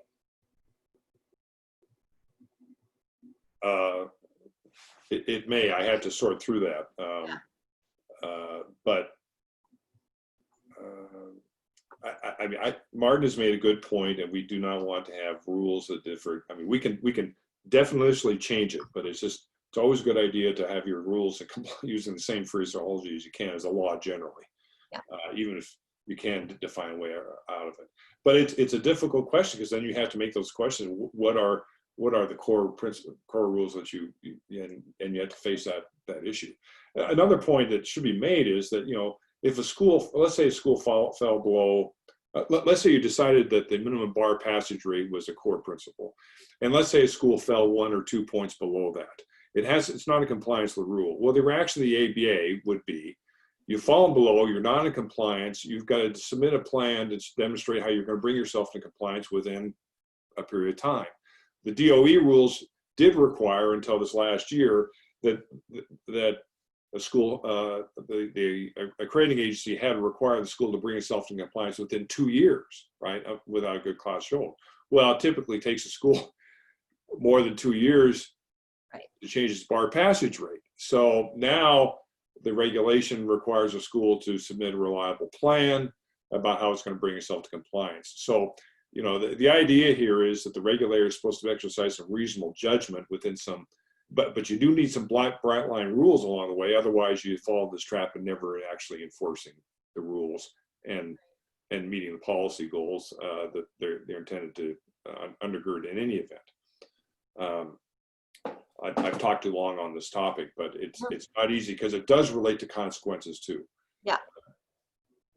Yeah, so I know that we started this out kind of saying, well, I wonder how the State Bar staff and the CBE would feel about kind of this gradation of potential consequences based on out of compliance with the core rule versus out of compliance with, I'm just going to say, a non-core rule, however we might define that, and what the CBE's reaction, State Bar staff's reaction might be to that. Well, when we were looking at this section, there were a number of things that we were thinking about. With respect to interim monitoring as one option, it solved some problems, it created some others. But the thought was, either is there a way to formalize those issues that are identified in inspections, or additionally, is there a way to prevent a problem rather than standing aside and watching the problem blossom and only addressing it at that point? So that's where that idea came from. And then also, as to the inspection, the issue with the inspection is that most frequently an issue of non-compliance comes to the committee because the school has just been inspected. And so the result was, there's been an inspection, this was observed, the next thing that the committee has to do is go do another inspection. And so it just simply became duplicative and expensive. So that was the only reason there. The issue was not to deny the school an opportunity for an inspection, but to place it appropriately in the process, realizing that very often it has just occurred. Potentially there could be a point where a school could say, wait, if we had known during that inspection, we would have shown you this, we need further, and that could be handled. But that was really kind of the issue.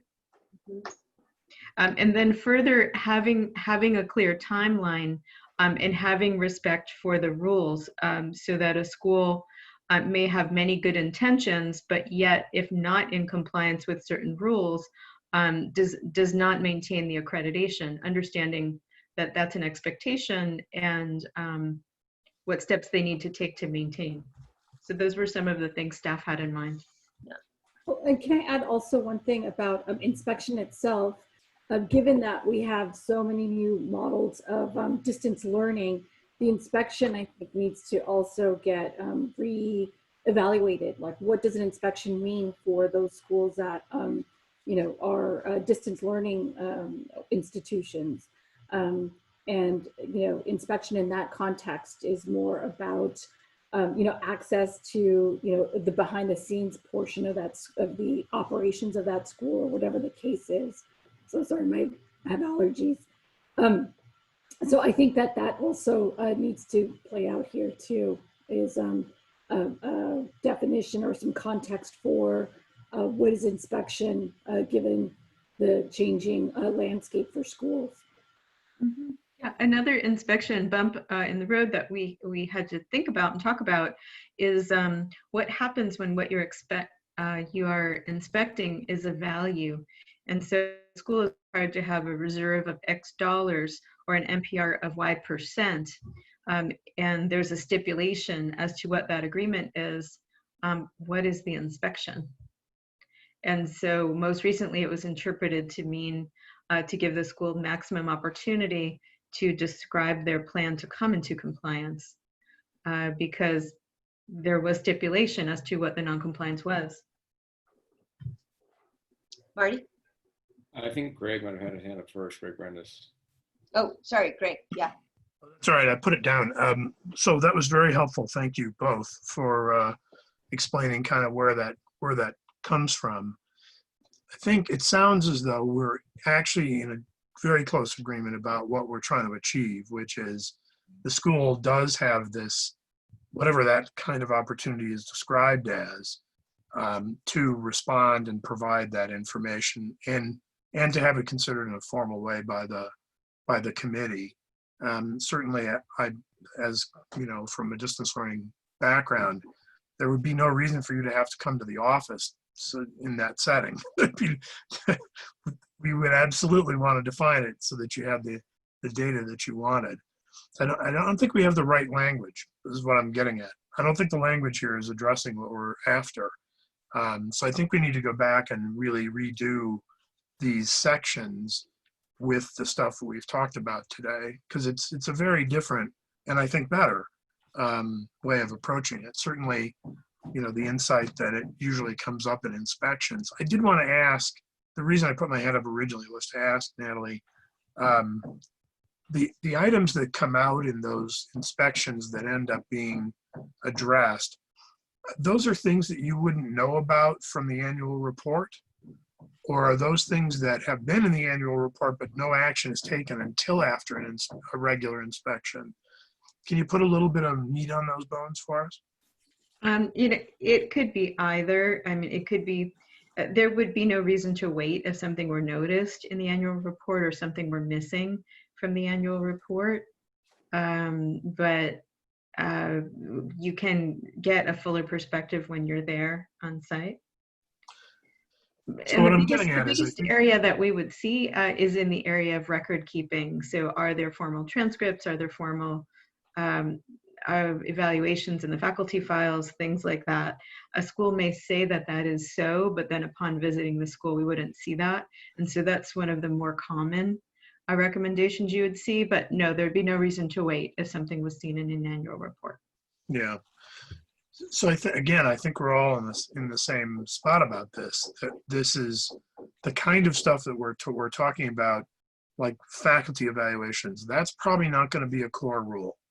I don't know, we might disagree about that, but even though it's a common error, it's probably not as core to the principles as some of the other things we talk about. So that kind of thing should trigger something less than termination of accreditation, right?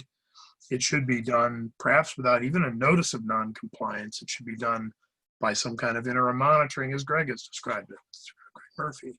So I think we need to go back and really kind of rethink the way this is done and maybe abandon a little bit of the way it's been. Because I think the approach in drafting this was keeping it kind of close to what it was, and maybe that's not the right way to go about it. Well, and the concept of prevention, notice and prevention is a good one. The best problem is the one that you have prevented. Because this is a public agency, everything we do is public. There's not a, for example, a private reproval the way that you might see in other areas of state bar practice. And so I'm interested to know how a school would feel about getting these sort of I'll say helpful nudges, you may feel otherwise, to prevent an issue. And what's the impact of that, and would that be welcomed? And I'm just trying to think about next steps with this, because it does feel like a rewrite given the conversation that we've had. And Marty, I'm hoping that you'll join the rewrite because of the brainstorm that you had about trying to set up some kind of triggers. And then Greg, you played a role in this at the beginning. Are you willing to work with Marty on this? And you mean this, Greg, right? Yeah, Greg Brandis, because you're Yeah. party to the original one. Sure. What I want to be sensitive to is it works out okay, I think, but I want to make sure the reason why I didn't add a third person to that is Greg and Jay are going to be talking about 4.102C, which is kind of defining that concept of core. That concept of core would certainly be embedded in 4.170 as well, as we think about that kind of gradations. And that would be Greg and Marty. So at this point in time, that discussion around core would still only involve 3 members of the committee. And so if you guys keep it compact like that, then we should be okay. What this raises for me is whether or not Brian's work on substantial compliance needs to be done, given the direction that we're headed, and whether or not it's not so much substantial or full compliance, but the consequences of being out of compliance. Jackie, I'll raise the perspective that substantial compliance or something like it might be something that a school moving forward and seeking accreditation may want to know. What would be the standard for my school to achieve a provisional status? Well, and I guess I circle back to where we're headed.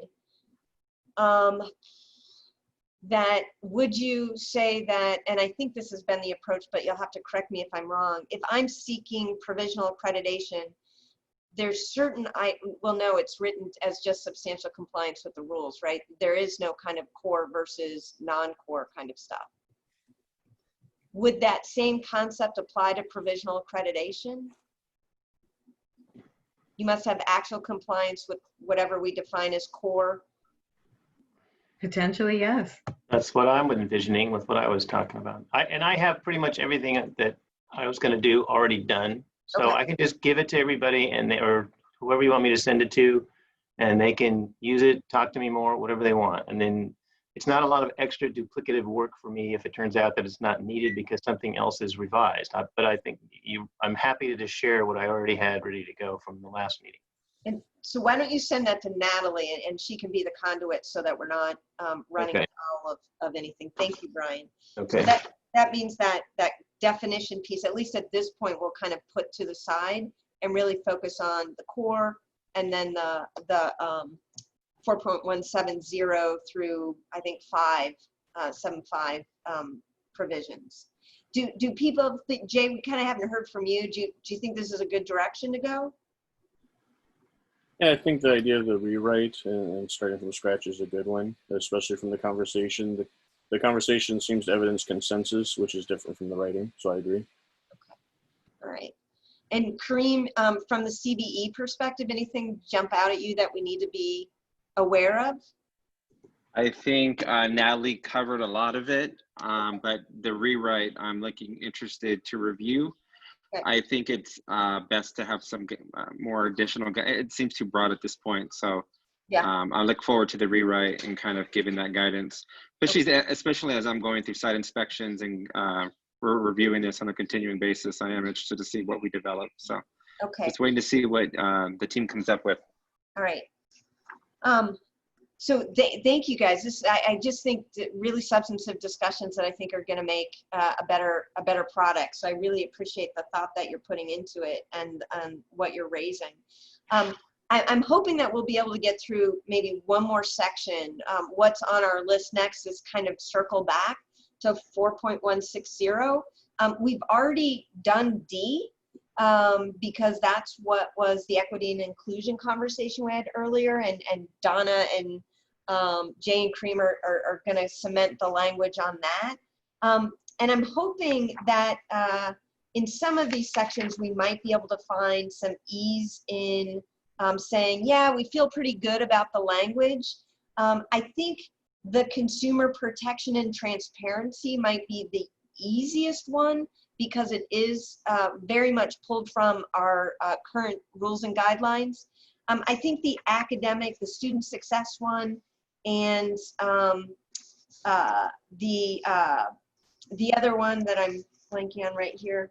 Preparation for practice and licensure. Yes, thank you. I think we'll be okay with that one as well, but I think that student success one is going to require a little bit more conversation because there is some disagreement, and I think it's a place where we really have to think about what do we want in the rule so that we're providing the guidance needed in the rule rather than leaving it to the need for guidelines.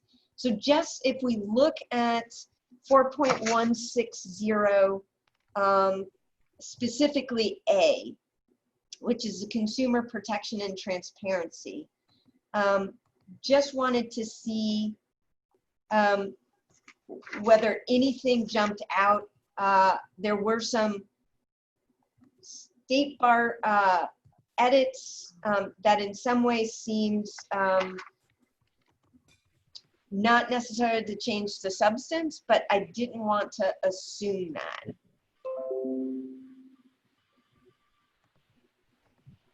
So is anyone have any concerns they want to red flag out of the consumer protection and transparency section? So anywhere within the section you're saying now? Yeah, I mean, we can go through it as A and then 1, 2, so that people stay. So let's just do consumer protection and transparency. A, there's a slight change embedded by the staff, which is actually, I think, a CSBARS. People comfortable with that change in A? Well, let's see here. Am I recognized, Jackie? Oh, I'm sorry, Greg, yes. On 4.160, generally, before we get to A, this is we have the staff edit. The purpose for accreditation is fourfold. Yeah. I read that over and over again. I didn't like the grammar, and the more I thought about it, I don't even like the statement. I think the statement actually belongs in something like a preamble rather than a rule, because on the rules you're requiring schools to comply with certain behaviors and like. But this is really the rationale for why we even have these accreditation rules. So I think it belongs out of 4.160 in some kind of preamble, and then I would redraft it. I just made some notes here. It doesn't have to be this. You can agree or not agree, but I provided that the State Bar of California accredits law schools in California for the following reasons. 1, promote the availability of affordable and quality legal education in California. 2, to promote the distribution of accurate and meaningful information to prospective and current consumers of legal education and to the public. 3, to promote student success as measured by educational outcomes within the missions of the accredited schools and the achievement of licensure to practice professions relating to law. And 4, to promote the values of diversity, equity, inclusion, and legal education and legal profession. I mean, there's no magic to that language, but I think it captures what's in that staff edit. But again, I think it just needs to be restructured. Greg, is that something you could send to me? My typing is not sufficient. I'll email it to you. Do you need right now? I can type it up and email it to you now if you want. If that was, I can't see you while I'm doing the screen share. If that was off the top of your head. Yeah, well, I'd made some notes, but I can type it up and send it to you. Please, thank you. Okay. Thanks, Greg. I liked that change, and I agree. It isn't really a rule what the purpose of accreditation is. It's more setting forth those values we discussed. So thank you for that. I see, Jay, that you had your hand up. Yes, just on the point under A, it's a repeated one through most of the changes, and it's just in reference to everything being measured against licensure.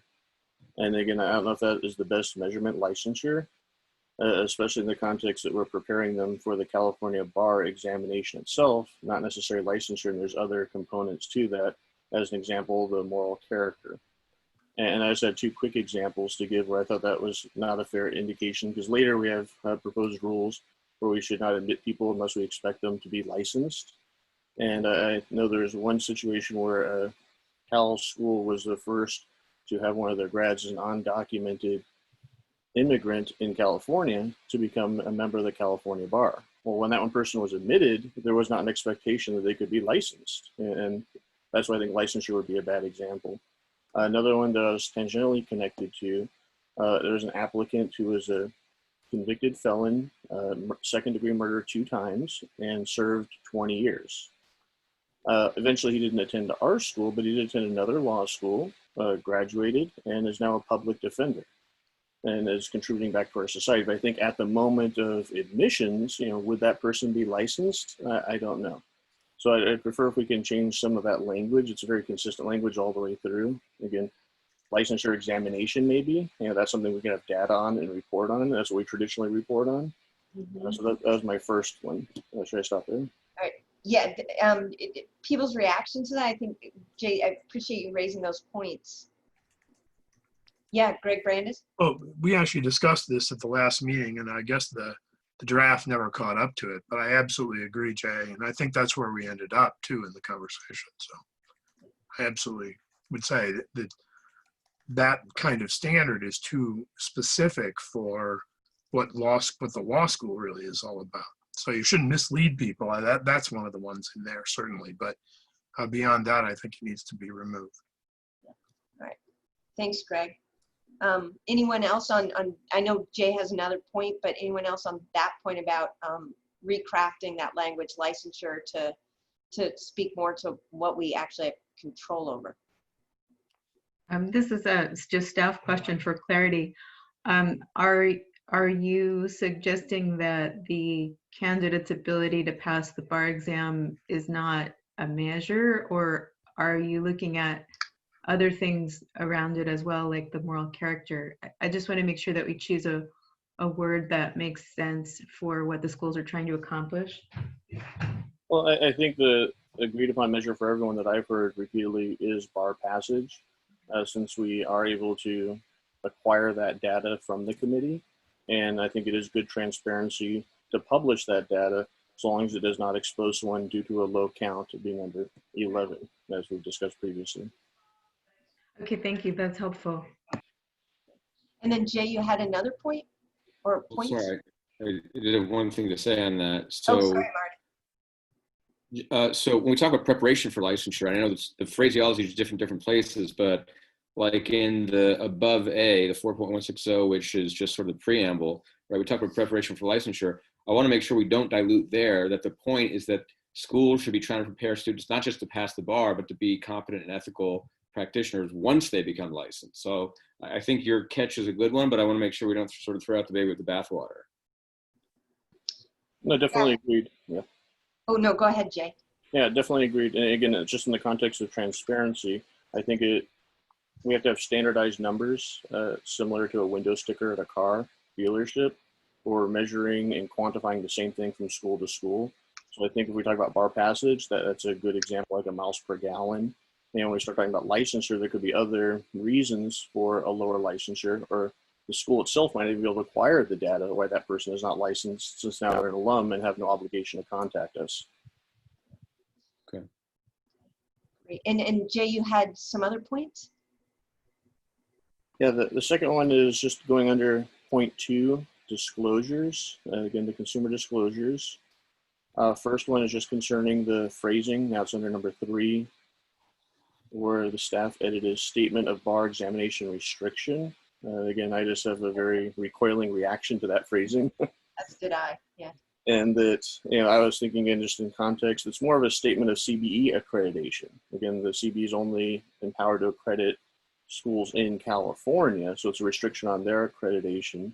So if we wanted to use a phrase similar to a statement of CBE accreditation and consumer protection, I think that would be a more appropriate label than a statement of bar examination restriction, because that's up to other jurisdictions, not up to the California bar. We should have the disclosure, yes, but the California bar is not restricting. It would be other jurisdictions restricting.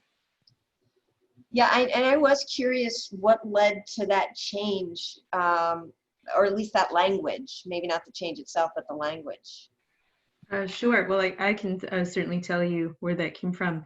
We're getting a lot of comment. It's hard to quantify a lot, but with regularity, with the rise of different and shorter means of communication, Facebook, tweet, Snapchat, TikTok, various things. Previously, people were going to a catalog or to even a website with plenty of room for disclosure. But now, as students approach something saying, hey, take this quiz to see if you would qualify for admission, or hey, did you want to be an attorney in California? The comment is coming back that it may be too far in the process, though prior to enrollment, before the student realizes the limitations or understands what they mean in this soundbite world. And so a general term might seem like click wrap, you know, sort of the thing that you click through so you can download your software, and a consumer could miss a really critical situation that may absolutely fit their life or may not. I understand why we have the language we do. I guess I was curious, we went from statement of consumer information to statement of bar exam restriction, even though it's pretty much the exact same language. So just wondering why the State Bar staff felt it necessary to change the title. It was toward making sure people understood that that they would have certain rights and responsibilities in an accredited school that might be different than an ABA approved school, and understanding that up front, and that there is a difference, and this is a section that they must read. We would hope they would read something that said statement of consumer information as well, but people are somewhat becoming more desensitized, and this is certainly not the only way that it could go, but how to fairly alert the consumer to determine whether this is appropriate for their goals.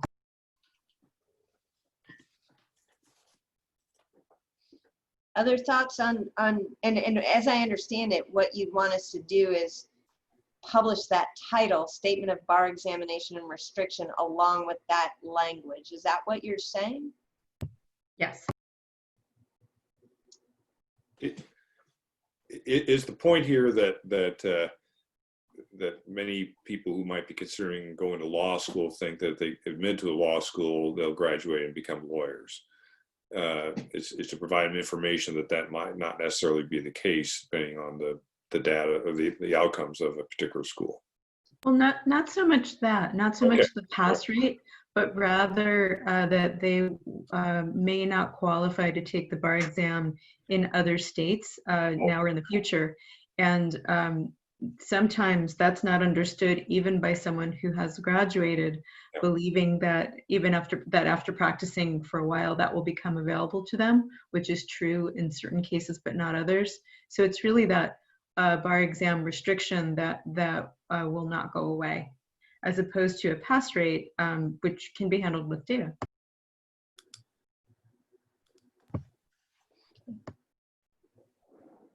It looks like in the staff comments that this is open to discussion. Jay, do you have a kind of a alternative language? You mentioned CBE. Well, again, trying to meld what I thought was the purpose and with the original phrasing, so there's continuity. I would label it as the statement of CBE accreditation and consumer protection.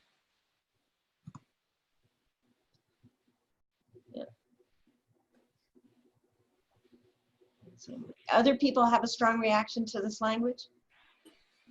It would go on the web page along with the statement below, which we all already have, and on any advertisements that we do, web, social media, etc. So,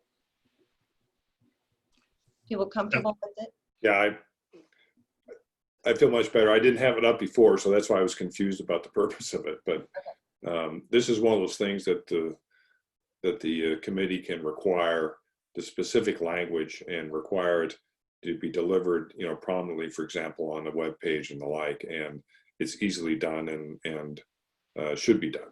So. Yeah, it's so great. It's the language itself below is already on everyone's webpage. It's the title, Statement of Bar Examination Restriction, along with it, that's new. And Brian, it looked like you had your hand up. My quick question, and then I'm sorry I have to leave to go open the door for somebody else. Is there a reason why it has to be published in so many different places?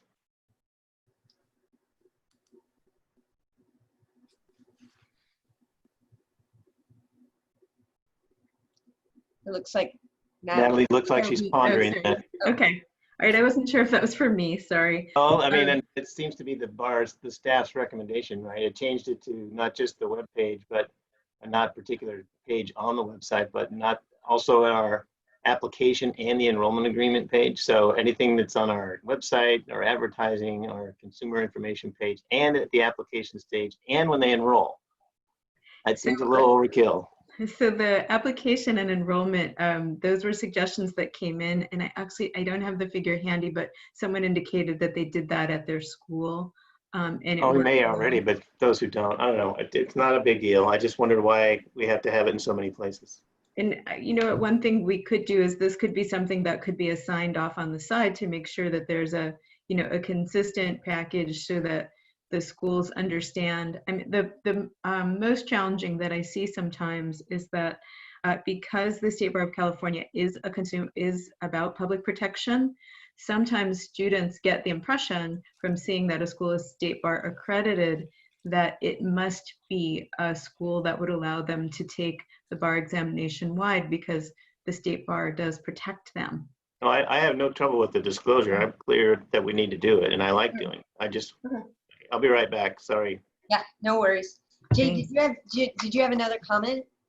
And just continuing on that one, and again, I think it is best practices, and I remember it coming up in our discussions before to have it as part of the application as well. So I definitely be supportive of having it in more than one place. Yeah. My next comment though is, and again, this is going back to my reference point of a window sticker. If we're car shopping, we all know where it's located, has the same information. And one of my concerns is I'm reading the comments and edits back and forth. How can we phrase the location on a website so it's on the same location every time? And again, the idea of a homepage for an institution, a homepage for the School of Law on the admissions page. I've had difficulty as I would compare my institution to other institutions finding published forms. Sometimes it's just a reference to a link. Sometimes it's the entire thing printed on the website. So that I think if we could very much standardize the exact location, I think that would be much easier for us. Oh my, Jay, you know, it's funny that you say that because the choice to select homepage as a proposal was because it was confusing for some where it is right now. I wonder if it's a possibility that maybe, for example, Jay and Marty could be available, or others if you wanted to volunteer, where I could edit this and bounce it off of you to have something that is workable. The other possibility, of course, is just have the school be required to satisfy the committee that the disclosure is adequate. I mean, you know, it's a sort of, it's a mechanical thing. I mean, it's important, and I understand there are different programs, but everybody understands what the intent here is, and you'll know whether the school is making appropriate disclosures. So you could just require the school to satisfy the committee. The disclosure is adequate. Greg Brandis? Yeah. I'm in favor of a sort of a page that we denominate with a name that everybody is expected to use, something like important disclosures or disclosure of consumer information, or something that centralizes these kinds of pieces of information. Yeah. We are a school that does put it in the application and on the enrollment agreement. I want them to sign it so they sign off that they read it. And so, you know, there's no a reluctance, whatever, on my part to have this, but I do think if we can train the consumer to know where to look, and I do think that statement of bar exam restriction is a very poisonous thing for us to be requiring folks to put on their page. Yeah. I see the point, but I think we need a better way of going about it. Yeah. You know, the ABA schools typically have on their homepage required ABA disclosures, and then there will be a link to it. And that's generally sufficient. I mean, it's prominently displayed as a link, but you know, anybody with half a lick of sense will see what the required disclosures are. And I do want to be careful because other accreditors have other names and other requirements, and so what we end up having to do is, wait, the CBE requires me to have this on my admissions page, but WASP wants it on my accreditation page, but you know, I don't know about DIAC or some of the others. So I don't, we've got this in so many places, or certain things in so many places, because different accreditors will want it in a named place. So we have a consumer disclosure page that has everything on it. That's also in other places that it's required to be according to accreditors. But I think having a place that is clearly defined, like Greg was talking about, is more helpful than maybe having it in 5 different places on a website. I also don't like statement of bar examination restriction. I think there's probably a more elegant way to frame it. It's not coming to my mind right now, but I'll certainly noodle on it and see if we can come up with it. I always talk to prospective students about the geographic limitation of their professional licensure, that they're going to be practicing in California, that unlike an ABA accredited law school where they have geographic mobility, they will not have that here. So they have to make sure that they're willing to live and practice in California, and given the students we attract, that's who they are. Restriction just sounds odd to me. It's not a bar examination restriction per se, but I'll noodle on it and see if I can't come up with something else. And then it seems like for you, Natalie, you got some feedback on the licensed by language in 5 that Jay brought up, because that was to really talk about it more in the context of preparation for the bar exam and for the profession, rather than a guarantee of licensure. Yeah, so I will go ahead and try to incorporate something like that. Okay. I noticed on student privacy, and Greg, this is originally language that you and I had come up with, removing the all data should be de-identified and data on groups of students smaller than 11 in number should be protected. That was removed and essentially left with the first sentence. Just want to see if we're comfortable with that removal, if there's anything that we want to speak to about that. Well, people have been back and forth about this quite a bit on this particular issue, and the State Bar did issue some guidance about what it would do, and so one of the alternatives to this language would be disclosure, but then it gets us back into the same thing. I mean, we can disclose to people. I mean, this is just the policy issues. We can disclose to people that their data is going to be disclosed, and that they will be identified in the State Bar website as the one Asian Pacific person who failed from our law school. Or, if there's only one of them, or there's only a small number of them. So the State Bar can take all of the steps that it promised, and we still might be in this position with a student. So I don't know how to resolve it. It's very difficult issue. Oh, sorry. I didn't mean to step on you. No, that's all right. Go ahead. So what might be helpful to understand is the suggestion behind the staff deletion there was really more to say there may be opportunities where the State Bar as a regulator does want the data for regulatory purpose, even when it's under 11. When this circumstance or any other, when privacy is at issue, the State Bar may use it for its regulatory purpose, but would otherwise move to protect the privacy of the students. That's really what's intended by that, so that the State Bar does not lose the ability to take the regulatory steps it might need when there is small cell data. But not necessarily needing to publish that out. And the memo that we issued a couple of months back is in accord with that. And Jay, you still had your hand up. I didn't realize you still had more comments, so I'm sorry about that. Not a problem. Actually, this was my last substantive comment. Was yeah, so it's perfect timing. And my point in interpretation comment is a little different. It's not so more the trust legal issue as between the school and the committee, but this is note 6 is coming under transparency. So it was important for, at least for me, to have that language and not smaller than 11 for the transparency of the data we publish on our websites. So to me, it was more of a rule that would allow us to put that asterisk, that star, just as the committee does on our public facing information for this, to society as a whole, not as a restriction on the information sending off to the committee.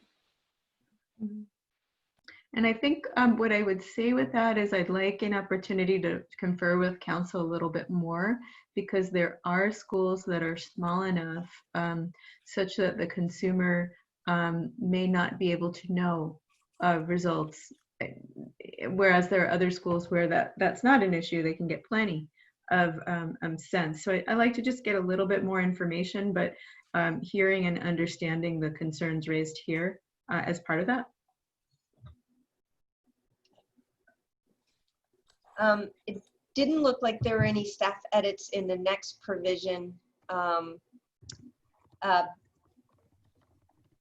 But we did have, and this is, I think 7 provides a good example of leaving a rule kind of vague, adding in a lot of detail. Would we rather have the detail in the rule rather than have it spelled out in a guideline? And if so, are these the right details? And so anyone have a reaction to 7?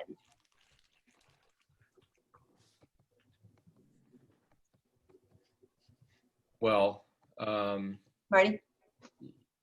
yeah, I mean, I wasn't at the last meeting. I was a little surprised when I saw the detail in 7 because it seemed more detailed than some of, parallel rules we looked at.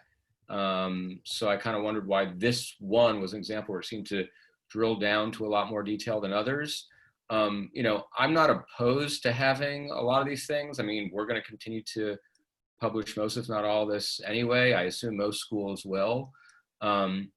But again, it sort of raises, I think this is a really good example, right? There's 3, 4, 5, 6.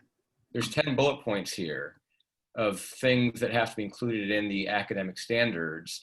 And if a school publishes 8 of 10, are they in full compliance, substantial compliance, right? This kind of, I think, really proves up where the rubber hits the road on that issue. I don't know what I think about it. I would note, by the way, that I think a couple of them are almost overlapping, right? You have to have a policy on review and appeal of grades in bullet point 2, and then you have to have in bullet point 9, ability to review and appeal grades pursuant to a written policy. I don't mind having some stuff fleshed out, but I think this could be streamlined because it seems like it's kind of way more than what we have in a lot of other places. Natalie, I don't know if you can speak to kind of what prompted the staff to pull these particular ones out of the guidelines. What was deemed to be important about this? And again, we're in that consumer transparency section, or the transparency section.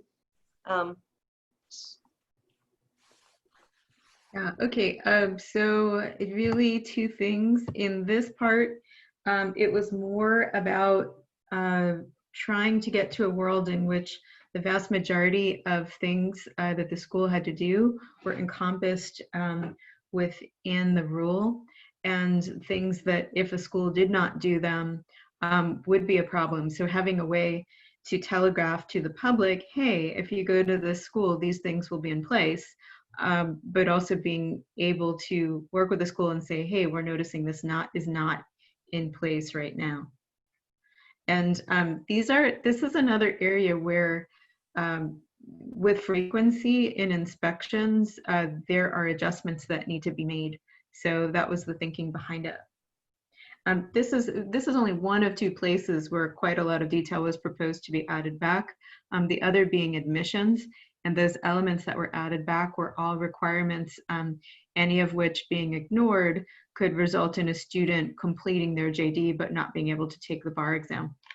So it's very limited where this is ever proposed. Well, and I also think that adding them into the rule conforms with the intent to reduce the guidelines or the need for guidelines altogether. Taking these from the guidelines into the rules, I think achieves that intent. But we did also try to slim them down to their core essence, I'll say. It might seem like a lot because it's so much more than we did anywhere else, but it is less than would have been seen in the guideline inside. Yeah, actually now looking at them, I see that, right, some of them are very boiled down versions of longer, sentences, paragraphs in prior guidelines. So I do appreciate that. Right, and so the intent was to figure out what the core item was to achieve, giving the school latitude to determine how to achieve it. Also recognizing that different schools needed different fora or technology to achieve it. A distance school may do a hearing differently than a live school. Thank you, Greg Brandis, for that suggestion. On 7 though, so these bullet points, am I wrong that bullet point 2 and the next last bullet point cover the same ground? Were they meant to cover different things? Do you mean this here, review and appeal of grades? Yeah. And Well, then actually, they probably are pretty similar. Yeah. Okay, so we could probably just have a review and appeal of grades and then delete that next to last bullet. Yep. And I think this is, again, a good example of the kind of thinking we have to do as we go through 4.160.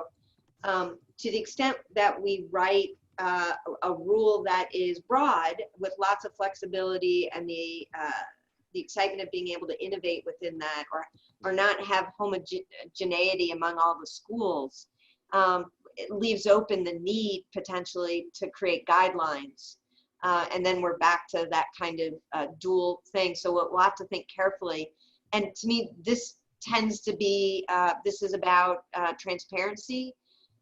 So it's about giving the student as much information as they need about the grading, about the appeal of grades, about probation and retention and those kinds of things. The only one that I understand why the state bar has it as a rule, the only one that doesn't fit as a consumer protection piece is policy on pass-fail grading, including prohibition on pass-fail grading in bar-tested subjects. Including the prohibition on pass-fail grading in bar-tested subjects is a current requirement of the guidelines. So certainly if it remains to be a current guideline, then perhaps we should disclose it. But the prohibition itself is not something I think that we've necessarily agreed on. So having to disclose it isn't clear to me. I think a policy on pass-fail grading makes sense.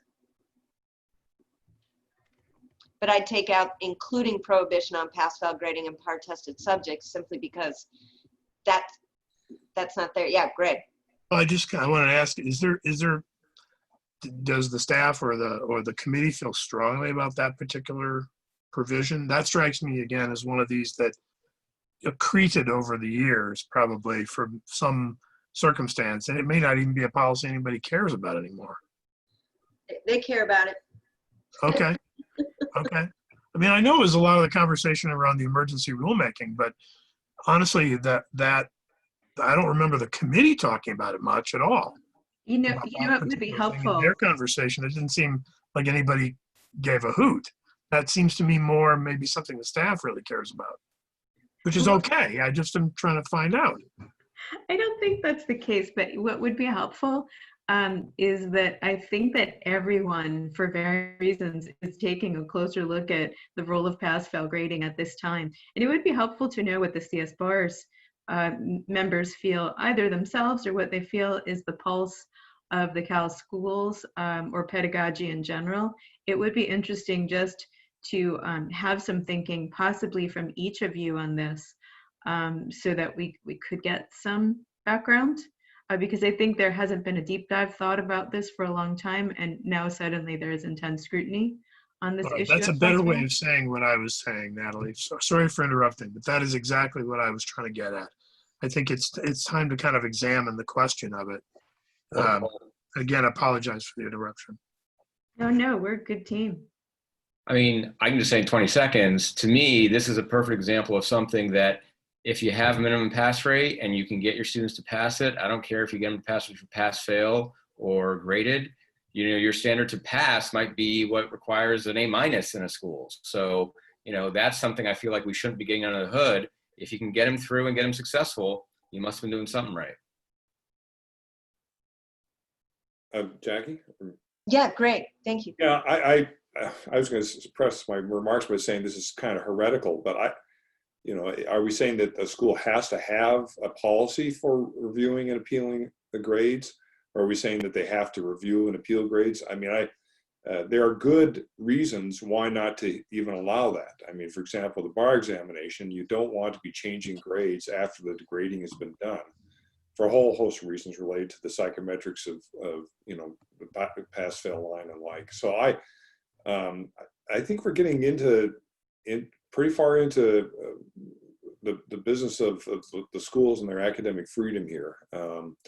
Good arguments being made that at least with appeal grades that there is no appeal, and that's what it is. And unless you can show there's a mathematical error or something like that, but going in afterwards and pleading to the professor or to a committee or to the dean to change a grade, that's a dangerous road to go down.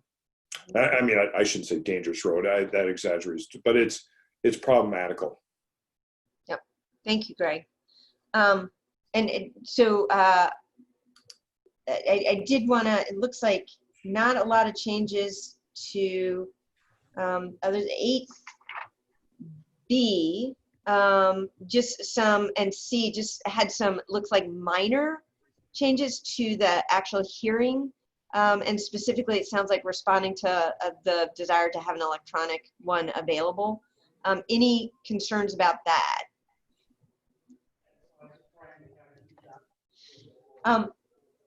So it sounds like, we've got just some minor things in the consumer protection piece related to the licensure language that Jay brought up.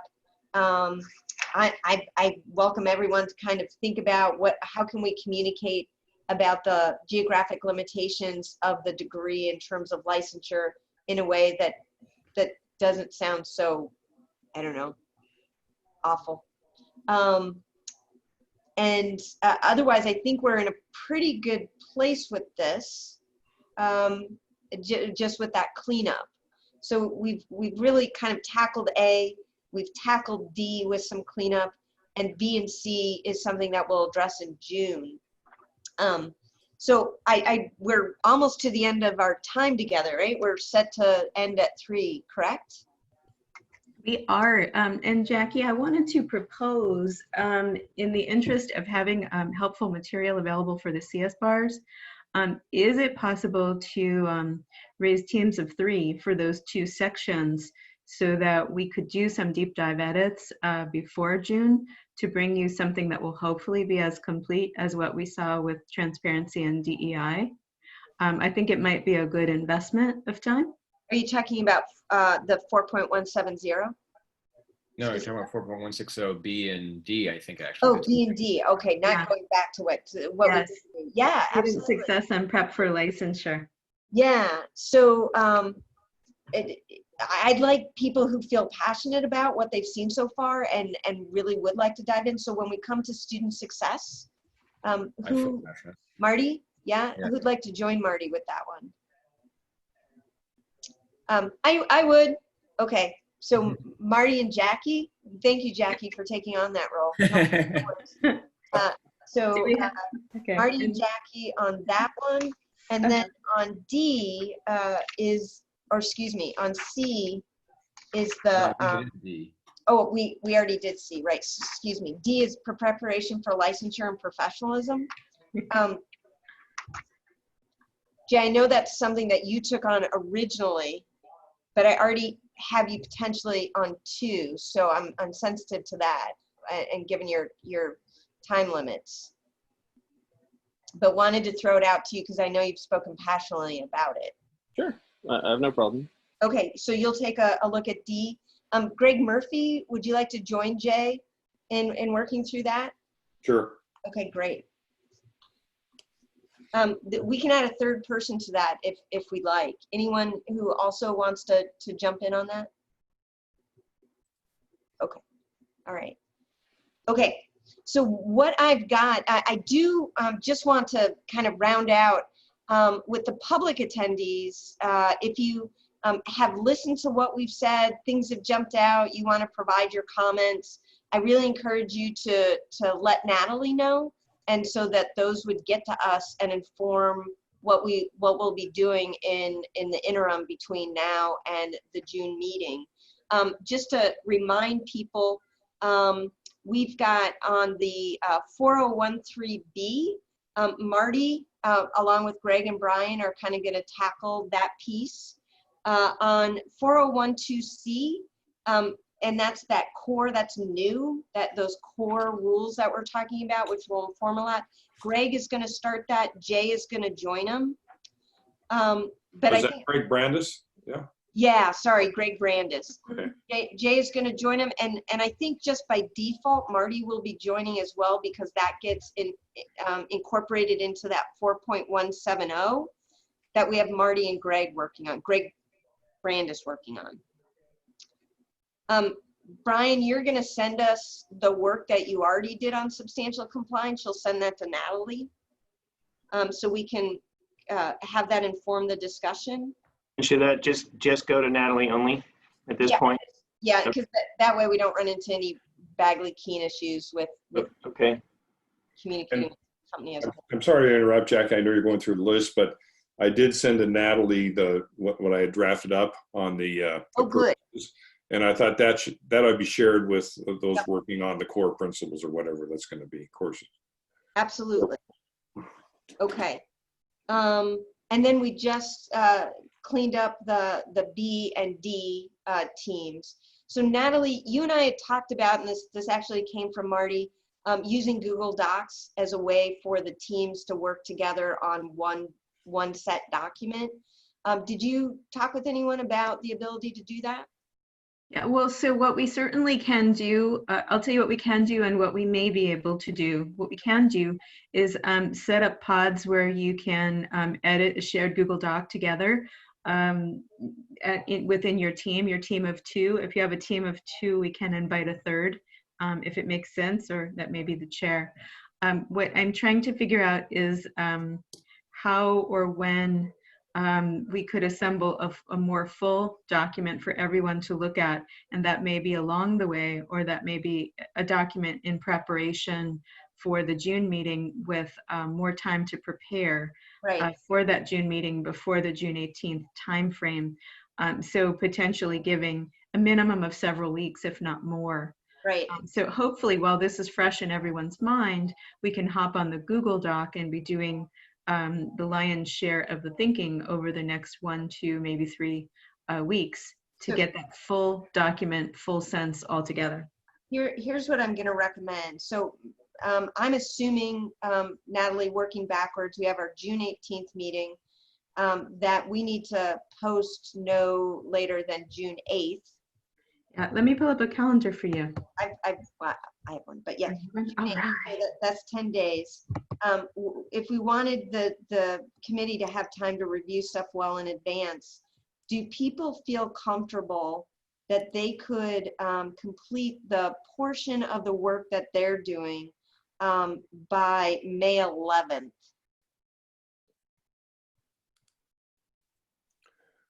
Yeah. Jay, this is Greg Murphy. You're going to take the first crack, right? So I would. Sure. Okay. All right. So Natalie, you can, are you creating the Google Doc with what I don't want to slow things down because I know you have a full plate. Sure, I'd be happy to do that. Or individual teams can do it. I just want to make sure that we're not waiting on something if the intent was for us to move forward without. Yes, if you want to, you can. We also have a Gmail, an SBC Ed standards that we use for this as well, and we can put the documents up there pretty quickly. Okay, so why don't you go ahead and put the documents up there with the teams? Mm-hmm. And so if we could, the teams could come to a consensus around some language by May 11th. And then by that point in time, that would give both, I think, to the extent that there's any substantial edits, and it sounds like the only real place that that's going to happen is that the one that Greg, Jay, and Marty are working on, the core and the 4.170, sounds like they're going to be potentially significant changes compared to what we see now. Whereas I think the other ones will be more adjustments to language or cleaning up language. So would the staff and be able to give CSBARS any comments by the 22nd?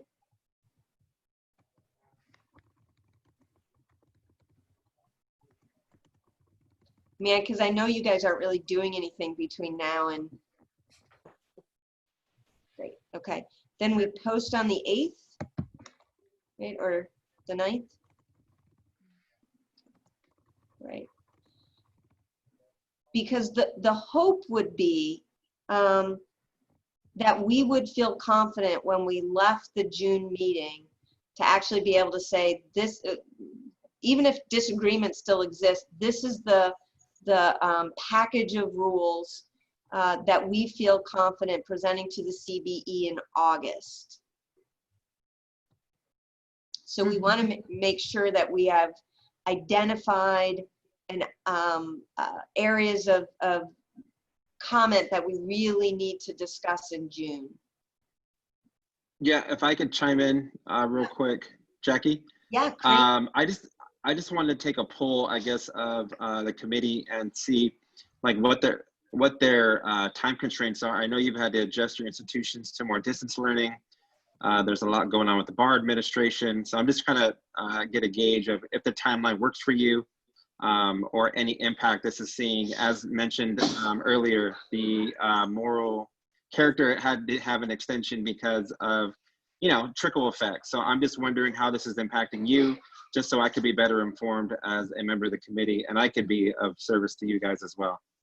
Thank you, Kareem. Anyone want to speak to that?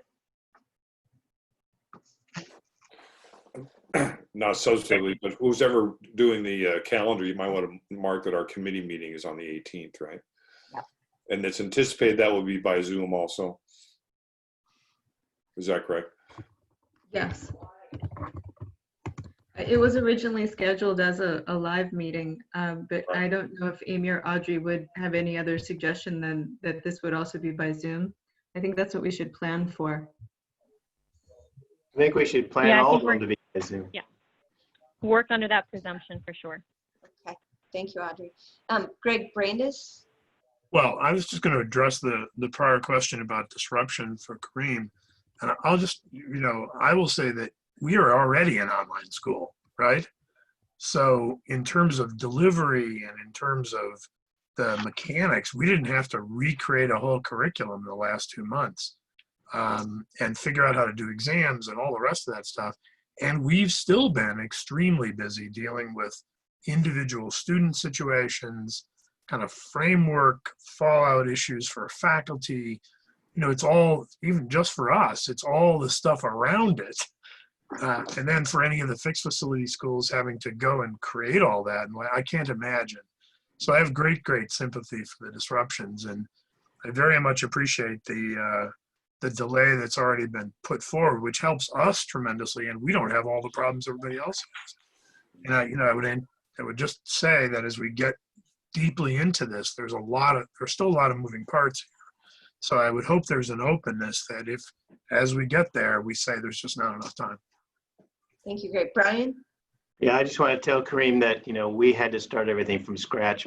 March 16th was the Monday morning meeting we had that the owners and powers that be finally decided what we were doing. And that was my first night teaching on Zoom. So, but we have like all the time in the world. Kareem, just let us know whatever you need. We're there. Thank you. Sarcasm in brackets there, Brian? But toward that end, I'll send a little shout out to Kareem, though. He is putting his money where his mouth is.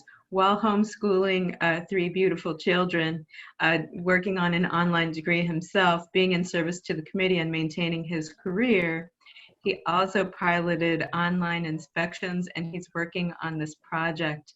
So I think he can ask this question because he understands and he's really investing in you and in the CALS and registered systems. So thank you, Kareem.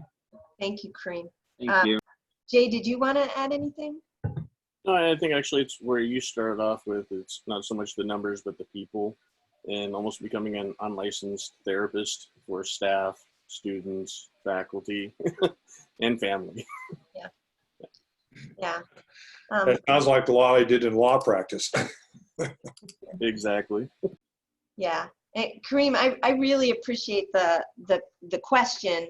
I think for me, there's two parts of it. One is I want what's presented to the CBE to have been fully vetted, not just within the committee, but among stakeholders, so that there's buy-in among our stakeholders and among the public, so that when it goes out, even if someone might disagree with some of what's been placed in it, they understand its origins, they've had the opportunity to fully engage. I think each of the deans with fixed facilities, and I'm no exception, are probably scrambling every day to help sometimes Luddite faculty figure out how to work with technology to help students who did not choose an online option and are having to adjust to a very different learning environment, and just to deal with the personal and professional kind of catastrophe that's affected so many of our students. So I know that that takes up a lot of my day, and I worry that I won't be able to put the time and energy into the work that needs to be done, and that our stakeholders won't have the ability to really monitor what's happening and provide full feedback. So I think I echo Greg Brandis. I'm committed to trying to have a competent and good package of rules in June to present to the CB in August. I hope that the State Bar staff will be open to, hey, if there's still a little wrinkle that needs to be worked out, that we have the time to do that, whether it's setting up a meeting in between June and August to do the wrinkle, or being able to present some but not all, depending upon what we see.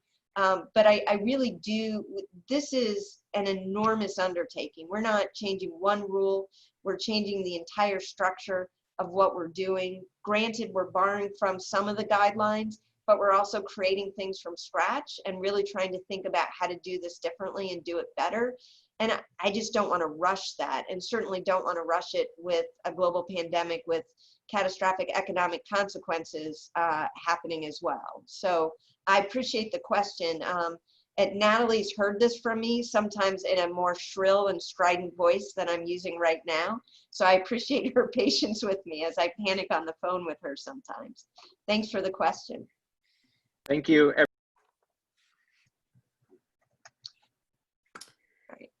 I've got to go to another meeting. I've got to sign off. Yes, thank you, everyone. Motion to adjourn the meeting. So move. So move. All right. Thanks, everyone. And Natalie, we'll be hearing from you soon. Thanks, guys. Take care, everybody. Stay safe. Stay safe. Bye-bye. Thank you. Thanks all.